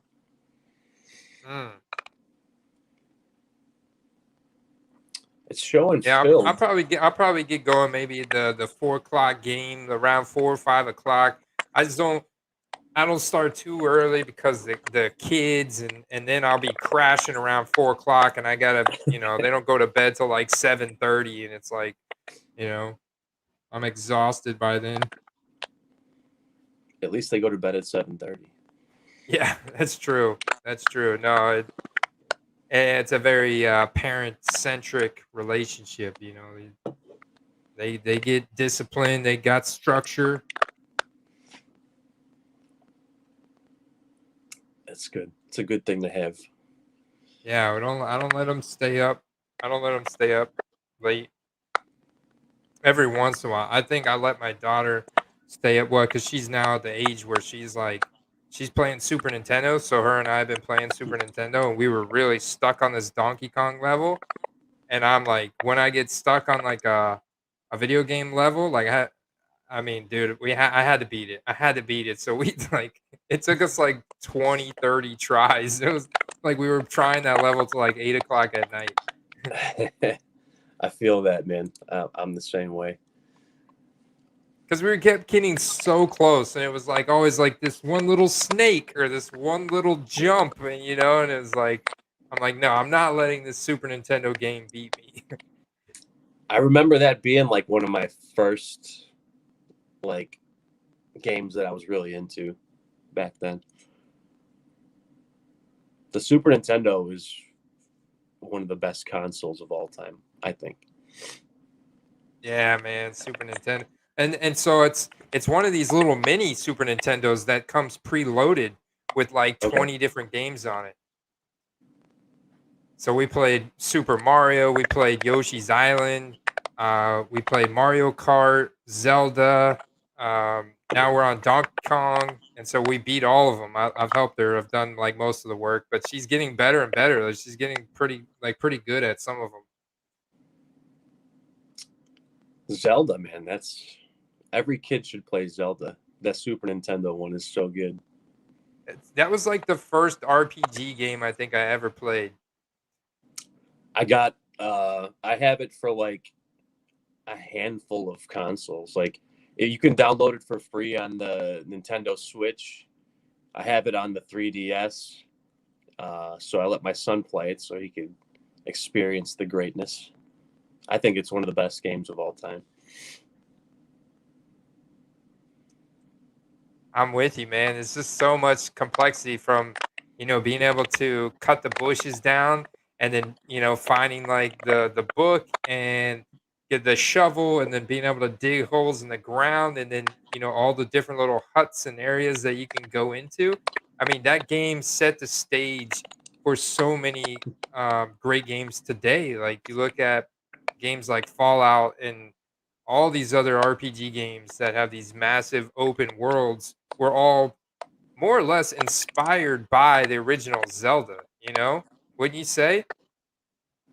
Yeah, no, the that game and not a lot of other RPGs at the time, but that game definitely put the framework down for adventure games, I think. Absolutely.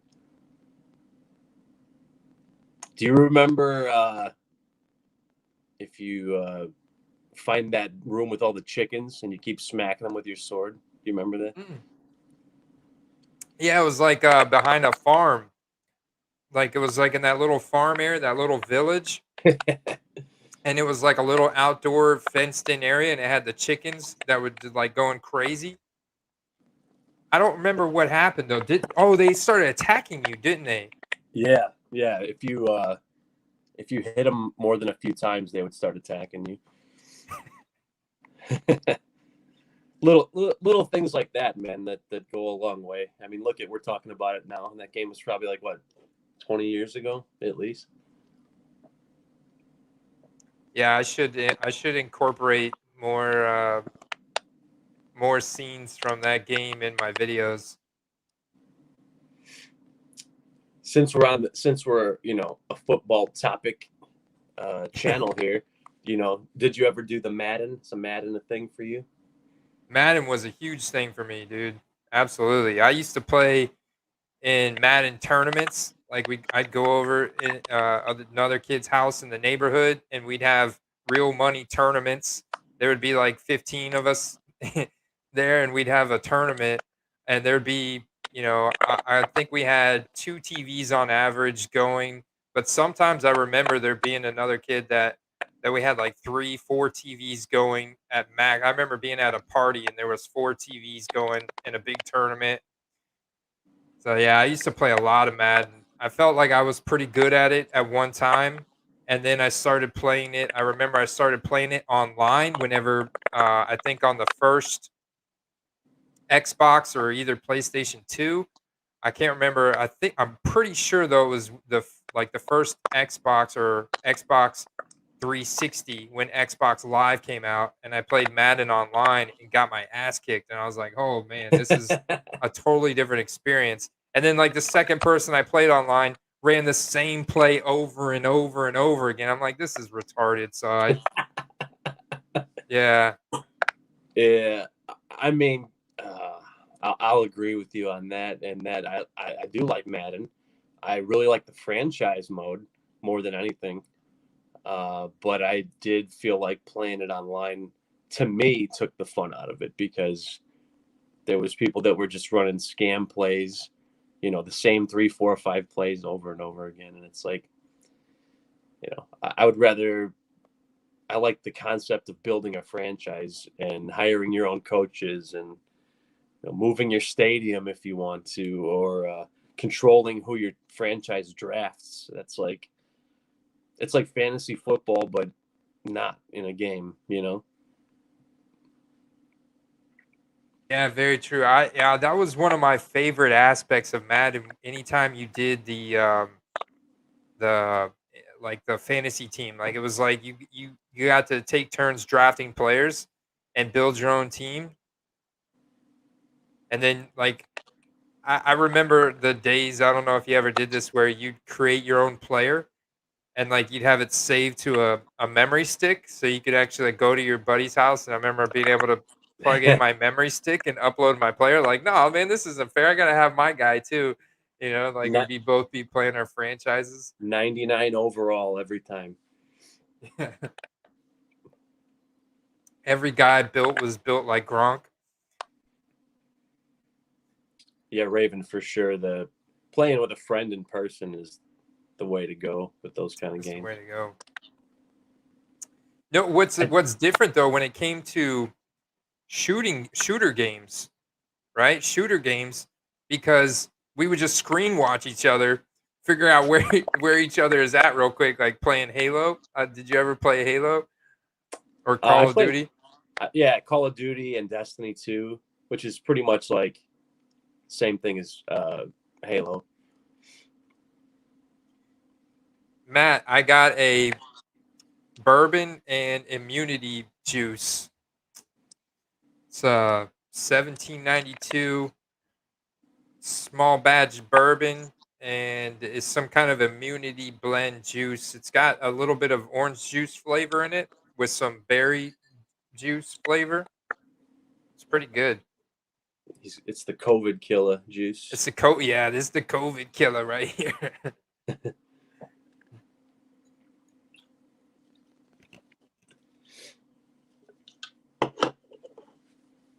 I'm going light. I got the hard seltzer, but The not hard seltzer. but not White Claw. This is called Busy.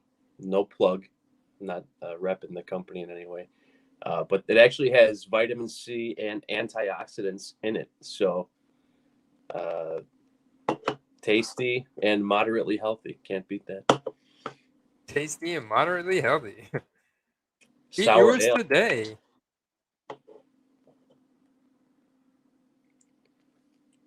Jet's crazy. I love sour ales as well, man. Those are really good.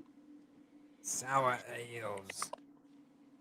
But when you say sour, do you mean like really hoppy?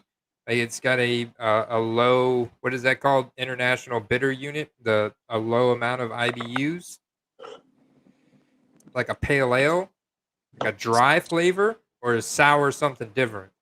Sours are usually like a variation of like fruit beers. Revolution, yeah, that's from Chicago here.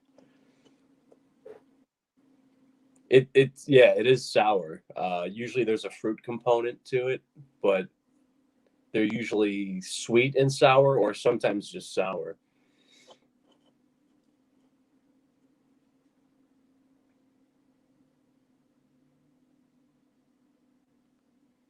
We've got a couple of good ones in Chicago here. I've been to a couple Florida breweries. Andy, have you been to Green Bench? Green Bench. It's in St. Pete. No, I have not. Really good. I like that place.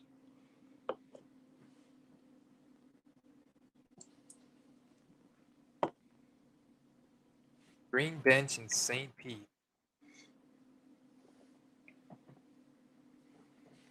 I do.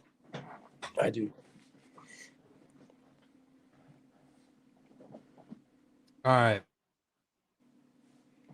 I'm about to find somebody to fill this spot up. About to go digging for somebody.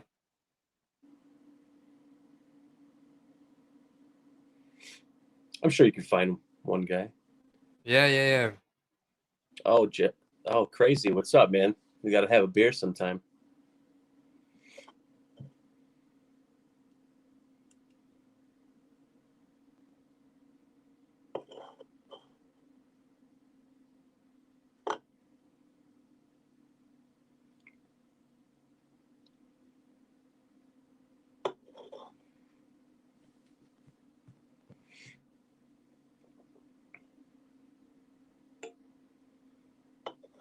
Yes, sir. Yes, sir. I moved from the city to the burbs. Best decision of my life.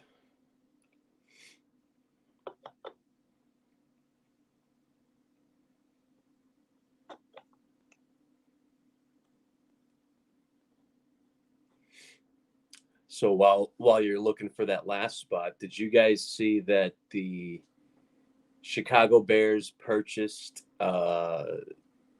Arlington Park? I don't know if you guys know what Arlington Park is. It's in the Chicago suburb Arlington Heights. It was a horse racing track until a few months ago. And in my opinion and many others' opinions, they'll be putting a football stadium in the next couple of years there.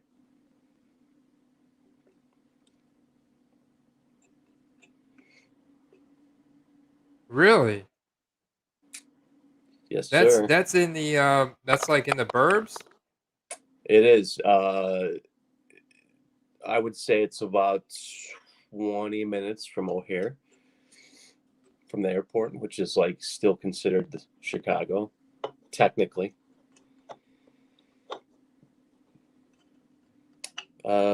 Crazy, I am in the northwest suburbs. Soldier Field, as far as I know, will still be used for concerts, but I believe football will be moving my way. I am very close to that new location.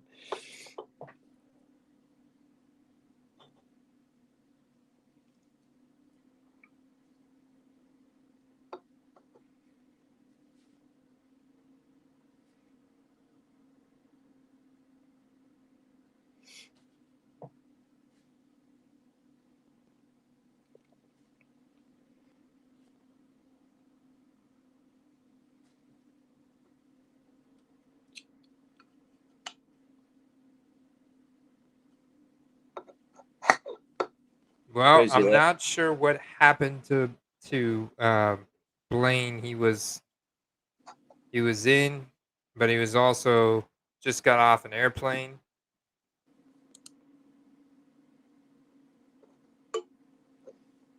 Was he wanting that last spot? Well, he he was in the chat, and then I haven't heard from him since. That was like I don't know.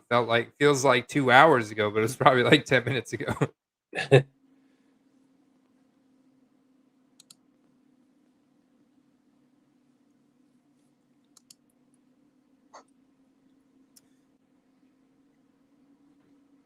Why, you got somebody to take the last spot? I don't.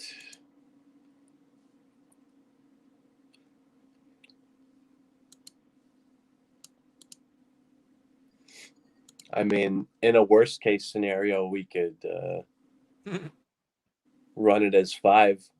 Or unless you want to publish it to public. I don't know if there's a way to do that.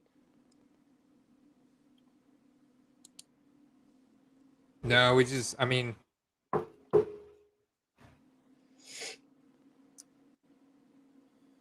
could send it, tweet it out.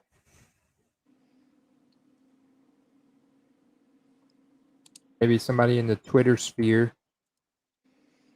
Yeah, just put some catchy ass hashtags on there. You know how people do on their eBay listings, you know. What the hell is Straight Ryan fire. Jensen eating, bro? I guess Ryan, this is like the insides of a turkey. Wait. You got to see my screen. This is Ryan Jensen's Twitter. I follow him on Twitter. It's our center. This is the picture he posts. Isn't that like a phallus? Yeah. Yeah. from the turkey right there. Oh man. And he says time to prep the gravy. Oh. Dude's a trip, bro. That is fucking hilarious. Sorry for the F-bomb. Well, it's should be okay. Yeah, ooh, man. You know, I don't know what's worse, looking at it or the fact knowing that that guy's going to eat that later.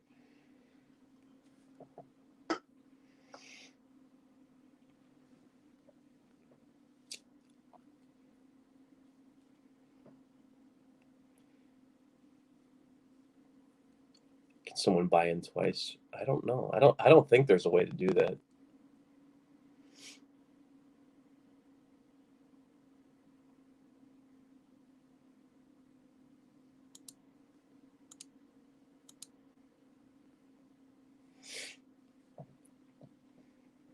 You should tag Dylan Deals in there. Yeah, right?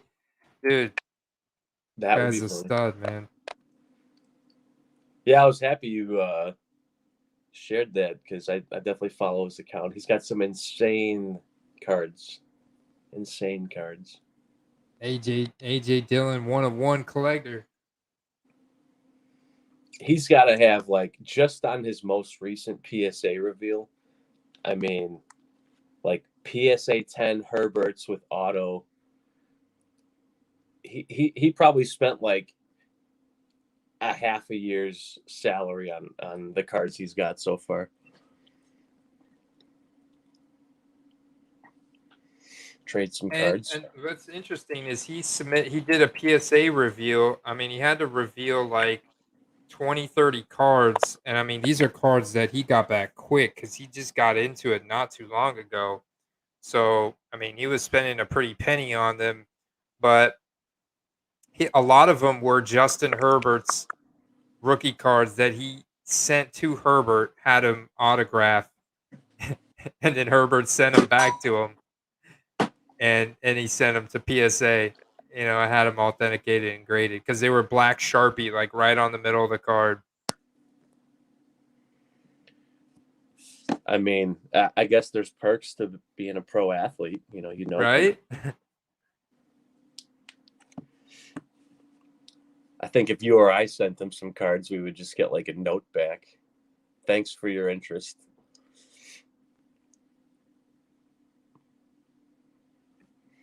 What cards are we trading, Jets?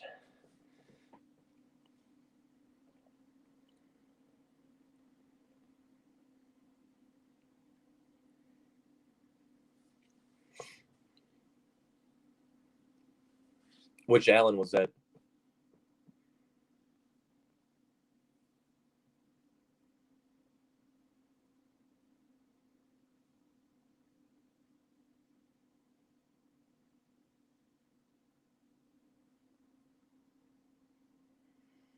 Were you asking me? He posted something in the YouTube. Oh, channel. can't believe that Allen I bought was. Oh, yeah. Jets Crazy bought a Josh Allen card that was autographed. That wasn't like a premium set. Um, it was, and it was autographed. He got it for like $40, dude, because it wasn't authenticated or anything. It was you know, a- an autograph that was added on after the fact. Oh, like a And hand signed one. yeah, and he sent it in to Beckett, and it was authentic. Like he got such a good deal on it. Hey, look at that, man! I tweeted out. We got the spot filled. Nice. There we go. Carter the Power. Carter the Power, what's up? My Hey, co-host what's up, from the Carter? Questcast. What's up, dude? All right. We're in business. He said I sent me a text. I got you, all caps. All right. Yeah, you got to be sharp with the drafts on here because now you got a bigger player pool, and you don't have a So lot. draft starts. So we've got 6 rounds.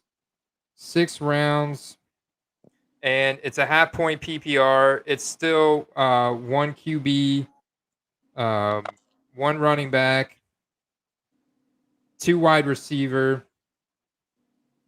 1 flex, 1 tight end. 1 running back? Yeah, 1 running back, but 1 flex. So you could potentially start 2 running backs. All right, all right. Oh, and I get the number 1 overall pick. Tom Brady is number 1 in their projections. But Christian McCaffrey at Miami, Jonathan Taylor, Austin Eckler. Position scarcity.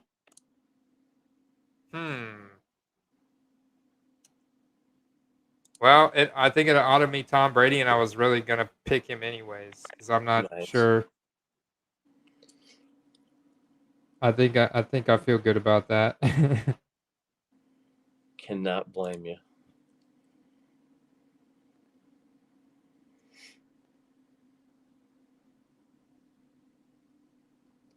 Yeah, my keeper fantasy league.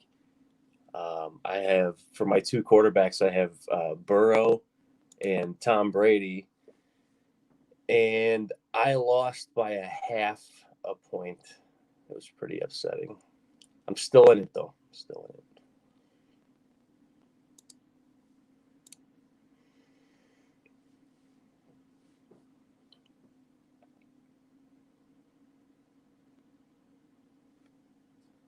Wait, you lost by half a point in Quest Rookie Card League? No, not Or not your in our keeper league. league? In my personal keeper league. And they took Brady out at the end of the game, you know. So I was pretty upset because I started Brady.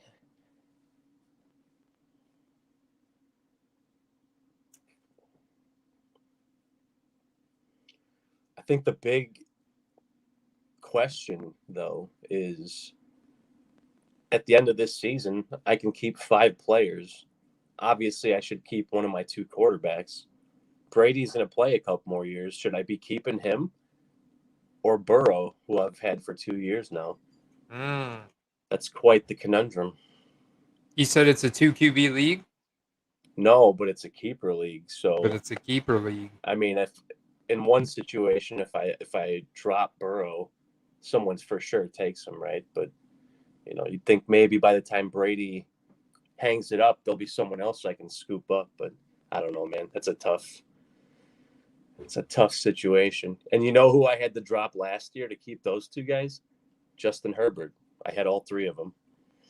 Oh man. Yeah. Oh yeah. Indeed. Yeah, man, that's a tough pick, but I'm surprised that what's your running back stock like? Are you just like, why is there so much premium? If it's a 1 QB league, why is there so much premium placed on the quarterback? Or are you the only one keeping quarterbacks? Now, this is the Well, same league that you've won 3 times in a row, right? yeah, QBs get 6 points for passing touchdowns. Okay. Kind of like our rookie card league. Yeah. So they technically have an edge on value. Okay. So here I'll let's see.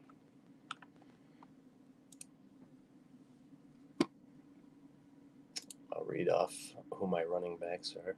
Tom Brady. So it looks like the demand split here in the first round was pretty split between running backs and quarterbacks. Tom Brady, CMC, Jonathan Taylor, Justin Herbert, Austin Eckler, Dalvin Cook. Raven went with Dalvin, Najee, Jalen Hurts, Joe Mixon, Cooper Kupp, Devontae Adams. We're picking from just the Sunday at 1 o'clock game. So now,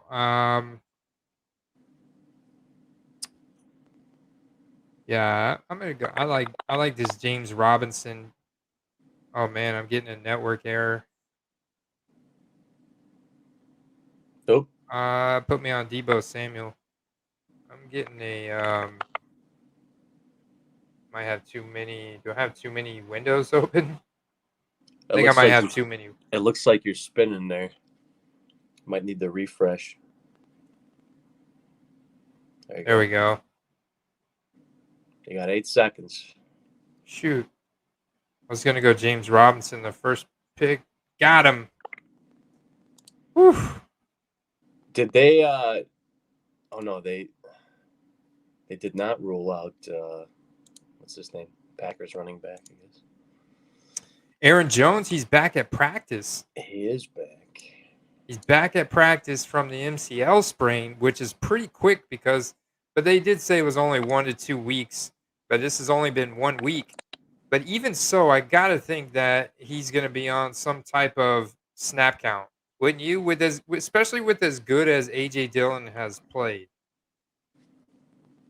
I would say so. And they're playing the Rams, who haven't looked that good lately. No, I mean, they really haven't. They showed a blueprint on how to stop Stafford, kind of like the Chiefs have been exposed, you know? Yeah, I think it was against Tennessee, the spin around throwing off of his back leg interception for Stafford. I mean, that's pretty ugly. That's a rookie move, man. I never expected him to do something like that.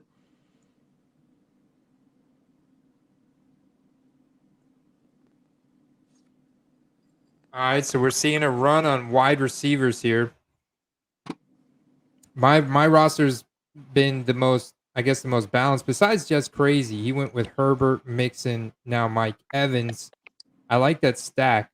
I do feel that it's probably advantageous to go for a home run in the sense that you probably want to stack guys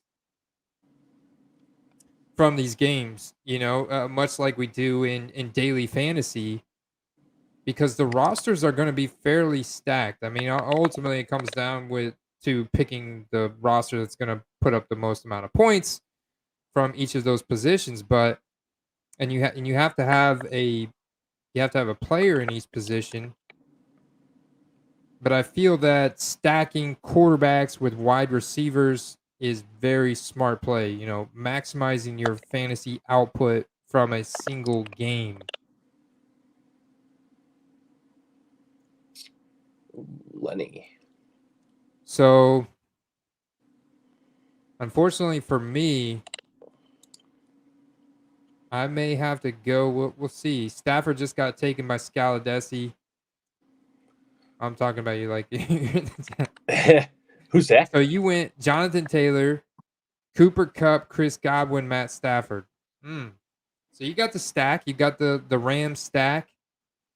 Yeah, I feel like if I waited another round, he might not have been there. So I think that was the right time to grab him.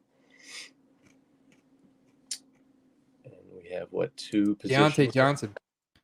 So Carter's going to stream 3 wide receivers. I'm going to go tight end. I'm going tight end this point. and I'm going straight to Gronkowski. Bam. I'm going Gronk. Got my tight end. So I got my stack going with Brady. And now I'm going back to wide receiver. And I'm going to go ahead and capture Adam Thielen because Adam Thielen, I mean, he can go off for 7 and 85 and a touchdown like nobody's business. He is the red zone for them. He is the red zone. Like, dude, the guy's got an incredible nose for the end zone. I'm going to go with the hot hand here.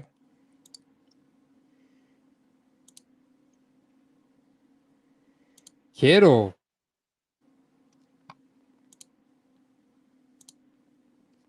It's good to see him back in action, man. Getting some monster production. He's such a likable guy, you know? Yeah, he was almost forgotten about. And then he came back and made his name again. Yeah, man. The injury, and he was out weeks 5, and then the bye, and then he was out weeks 7, 8. But unfortunately, due to how rare his rookie cards are, because of how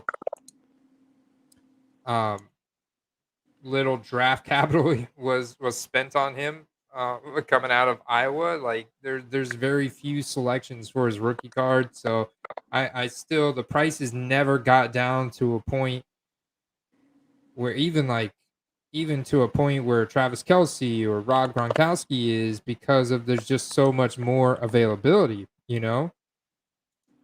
All that there was for Kittle was a rookie ticket auto or a Phoenix. Like, that was it, really it. I mean, outside of that, that was really it. Let's see what we can do here. Take a little bit of a minor gamble here. Let's see. There's definitely some players, and you may or may not know this guy by name, but there's a guy in the Bears, Akeem Hicks. You know that guy? Akeem Hicks on the defense? Yeah. So he has one rookie card. It is the 2017 Unparalleled set. And obviously there being multiple variations of it. Even the base card is, I think, overpriced. I've wanted one just for my personal collection, but even for the base card, people are asking like over $10 just on the fact that that's his only rookie card. You know what I'm saying? Interesting. Yeah. Dude, scarcity, man. Scarcity is so important. Not bad. What do you think your team there for this guy here? Let's see. Do the full draft. Let's check it out. I'm gonna blow up the draft board here. Little post draft breakdown. Analyze it. There we go.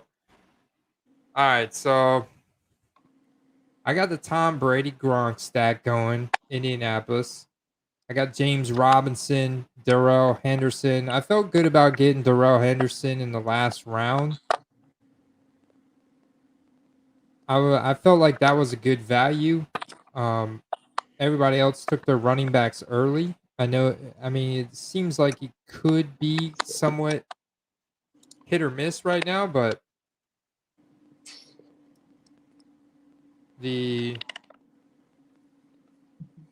that's right. The Rams are playing the Packers, so we're looking at a potential shootout game.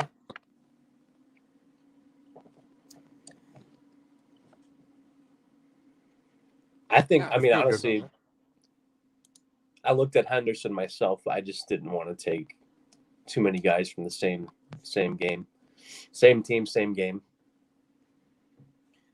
Yeah, I feel like that was good value. I feel like he can definitely put up the production. I like the Debo. I mean, hey, I'm feeling pretty good about my roster. I think that it looks like everybody's got, pretty solid roster. How do you feel about yours? Pretty good. I think that I don't think I reached on Godwin, but I do think that if Antonio Brown comes back this week, that might take a little bit away. But I guess, we'll see. They haven't said anything official yet. Mm. I feel like Nothing official. Godwin is like one of the most underappreciated receivers, I think. I mean, maybe not for you being in Tampa, but I think outside of Florida, he doesn't get the credit he deserves. He's a A-plus guy, Yeah, he really has. I think he really is underappreciated, dude. I think his rookie cards are undervalued. His fantasy relevance is undervalued. I know he had a couple drops. He had like 1 or 2 drops in the playoffs last year that definitely made people like I think there was a couple stories about him being nervous or something in the playoffs. Do you remember that? I don't think I heard that particular news on him, but I mean that's a shame though. I mean sometimes guys fold in the finals. It's just what happens sometimes. Yeah, I mean, he also came through with some really big catches. I mean, he came through with an insane catch in Green Bay in the championship game, like double covered, middle of the field, deep, where he was diving, came down with it. He made some great catches Monday night. That one that got called back, that was going to be a touchdown, was insane. Yeah, I mean, I think all in all, like he had a couple, like I get it, first time in deep playoff run, Super Bowl appearance. Yeah, I mean, he dropped 1 or 2 balls that he should have caught, but overall, been really good, like really good. And his I yards think after catch ability is really good. him and I was looking at my eBay sales and stuff like that, and his and Joe Mixon. Now, if you look at where those guys actually fall on the rankings, you would think that their cards would be hot sellers, but I've got some really nice Mixons and some really nice Godwins, graded nonetheless, and I've had a bit of trouble flipping them, honestly, and I didn't think that I would, but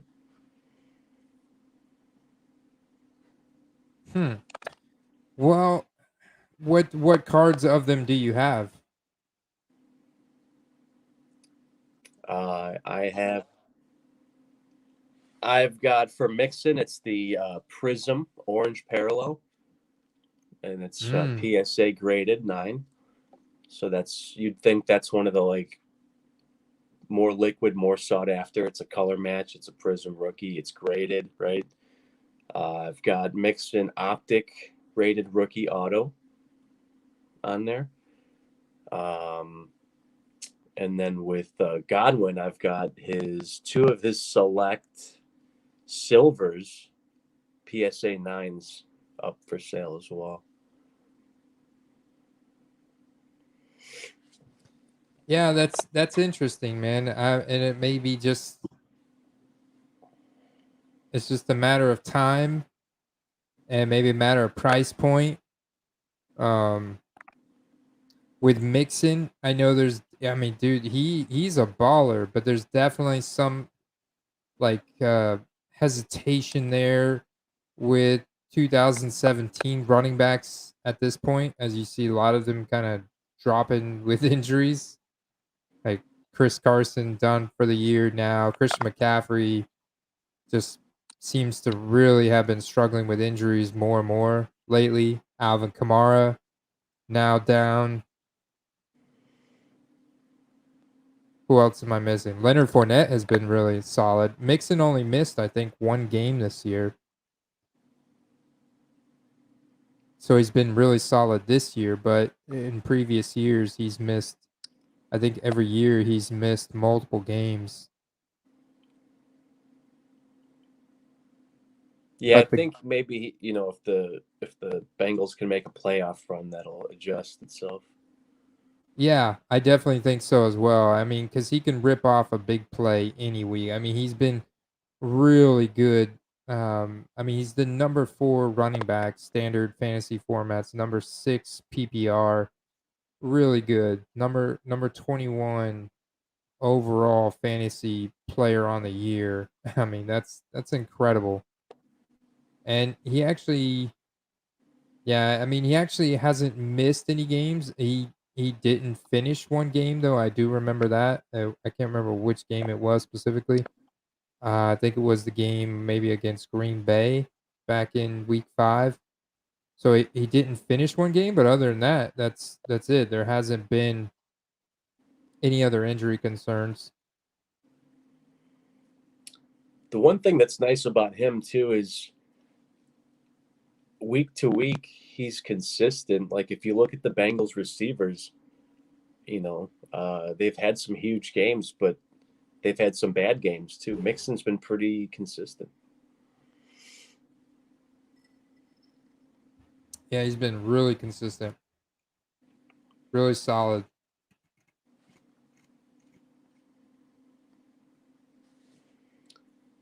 Raven, good night. And I am not on my slabs, but I've just heard about it recently.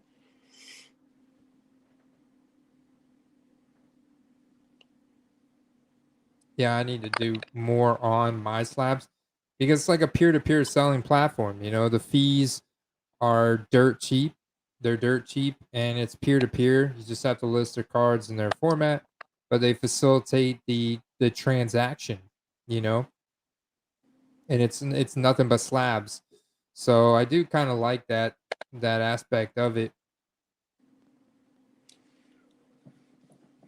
I think I was reading that it's 1.5% for the commission, which is obviously a lot better than 12.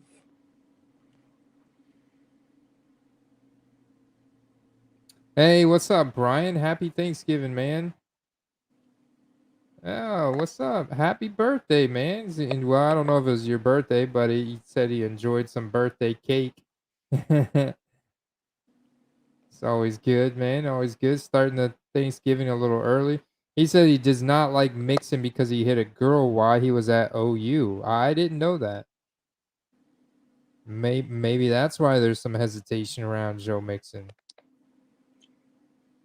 People were still buying Kareem Hunt cards, though, so.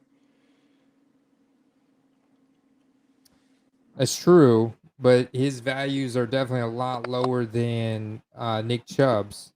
But I mean, that's the thing. There's still a demand for Mixon. There's still a demand. I think that depending on the card you have and the price point that you have it at, that's what's difficult. You may be, I mean, you may be trying to double your money on it, which totally understandable, depending on where you got in on the card at. And just in that one instance, the PSA 9 orange, that one, it's a good card and everything, but it's a PSA 9. So I think that the the like the primary demand, the primary investors are going to go after first like PSA 10, and they're probably going to go after like Prism Silver Auto or maybe a rookie ticket auto or something like that. And then if demand gets even bigger, it branches out to these orange prisms and stuff like that if they feel that they're at a good price, depending on, is that one serial numbered? Yeah, the orange ones are what is it, 199, I think? 199. I think so. Or 149, I can't remember. Because Optic and Prism, they both do the orange parallels and they're both short print. I think you'll sell it. You may have to take maybe an offer, maybe a little bit lower amount.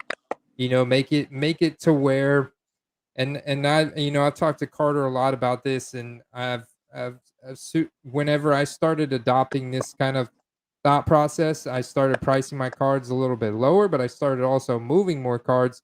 But it's basically like giving the buyer, whoever buys that card, like room to grow in the card financially. Like price it to where you know that that buyer is going to feel like that if they buy it, there's room for that card to go up and for them to make money on it. I You agree. know?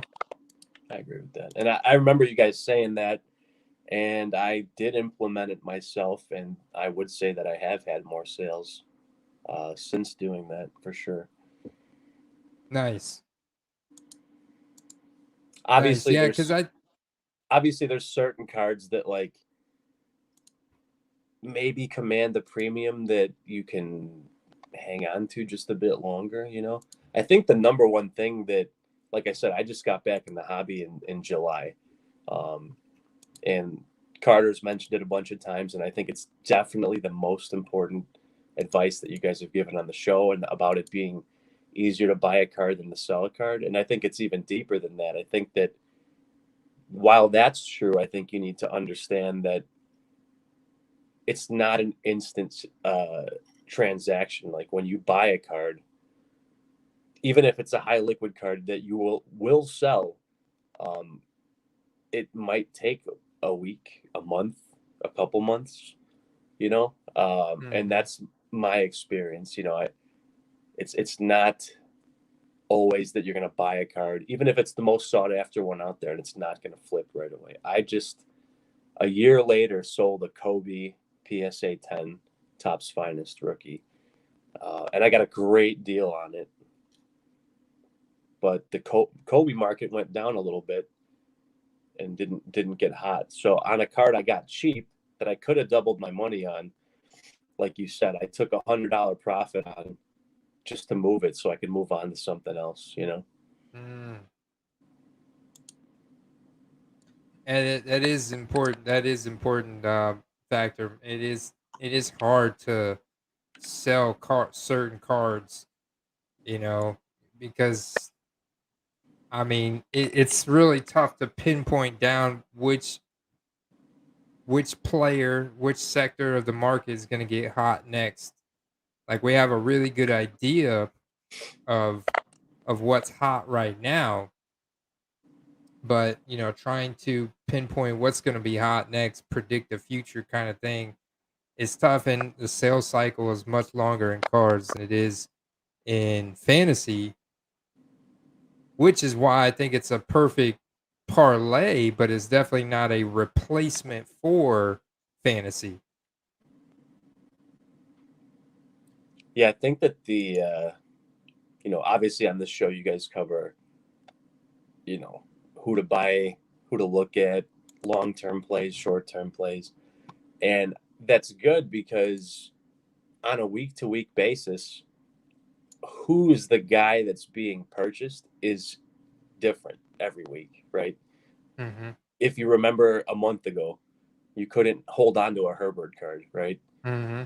And I'm not saying that people aren't buying them now, but it might not be the same day sale or a few days from now. It's the flavor of the day. It's the flavor of the week. And that I think is actually good for the hobby because it's going to keep people's interest peaked short and long term. Yeah. Yeah, if it was constant, like if it was stagnant, it was the same thing over and over. Like I think that's why Patrick Mahomes cards, I think that was good for the hobby to I mean, I know Patrick Mahomes fans, Chiefs fans are not happy about what he went through this year, but I think it was really good for the hobby for a lot of people to realize like, he's not Tom Brady. He's not at that level yet. His cards shouldn't be priced that way. I mean, his prices were just astronomical. I mean, astronomical.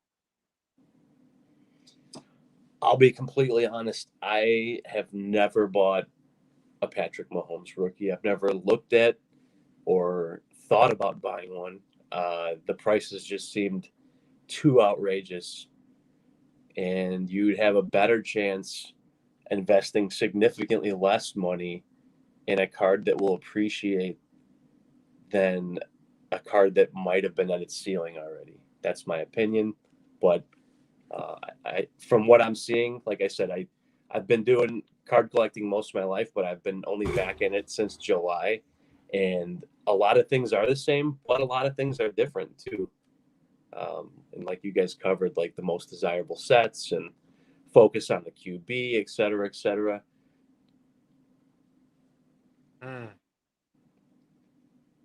Yeah, they definitely drive the hobby for sure.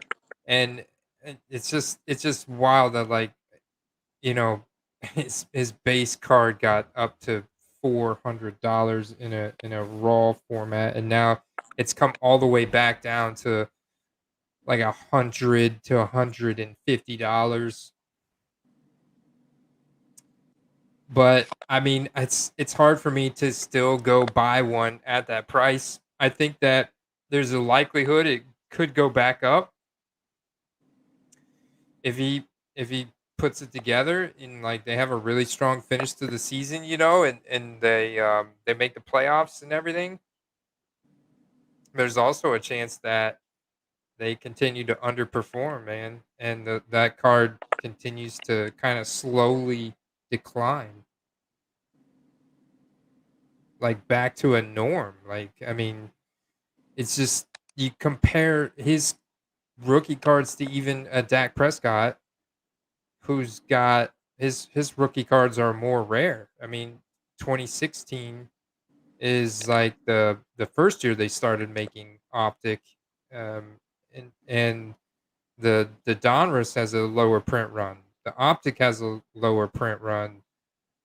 The Prism has a lower print run. The select cards have a lower print. Like, they just kind of slowly increase as demand and popularity picked up. So, in comparison, for a higher print run card, I get it that he makes these crazy throw. He's had this insane highlight reel at such a young age already, and he's got the one Super Bowl. But I mean, should they be that expensive compared to a guy like Dak Prescott? I bought a lot of optic Dak Prescotts in the past couple months, and I don't see how that wouldn't be a much better investment than getting in on a Mahomes, because you don't know where that Mahomes is going to go. But you would think that the Dax can only go up. I mean, at the beginning of the season, you could get a Prescott optic rated rookie for $40 to $60. If you think about that in comparison to where Mahomes optics are, it's unbelievable. You know what I mean? Yeah, so I'm thinking a Mahomes optic is like probably $500. Like, a base Mahomes optic is probably between, right now, 350, $500, and a base optic Dak Prescott is, I'm guessing, what'd you get him for, like 50, $60, something like that? Yeah, I think I stopped buying them around 55. Not that they weren't still worth it, but I got about 10 or so of them at that point. And I was just planning to hold them because he was coming back from an injury. That's usually when you want to buy, especially a player of his caliber, a team of his caliber. And I think that they had a good chance of making a playoff run. And at that point, you could say, hey, I doubled my money and get rid of them, or continue to hold a handful of them and see where he goes. Because I don't think that they're done going up by any means. And now he's got Yeah, CeeDee Lamb. I'm with you, brother. I'm with you, man. I think that's a I think that's a good take, man. I think that's a really good take. He's got young weapons around him. He's got two stud running backs, great young defensive players. I mean, that team is built to stay around for a while. So I think that, if I could double, triple, or even more my money on a few of them, then maybe I'll hang on to one or two, the best two, and get them graded, That's it, man. That's a great play right there. That's the take of the night, guys. We're gonna retire on that one. All right, y'all. So I appreciate you coming on tonight, Steve Scaladesi. Yeah, thanks for Happy having me, Thanksgiving. man. Happy Thanksgiving to you as well. And thanks for everyone who tuned in to the show this evening. Yeah, man. It's been fun, man. I've had a blast. We'll see you guys in that next one real soon. And stay tuned for some new information about a new show that's going to be added to the weekly series with Scaladesi and I about some. It's going to be, different. We're going to have like an actual kind of template we're going to follow for, start, sit kind of thing. We haven't nailed out all the details, but To be planting named. seeds. To be named. We don't have. Yeah, to be named. There you go. All right, guys. Happy Thanksgiving.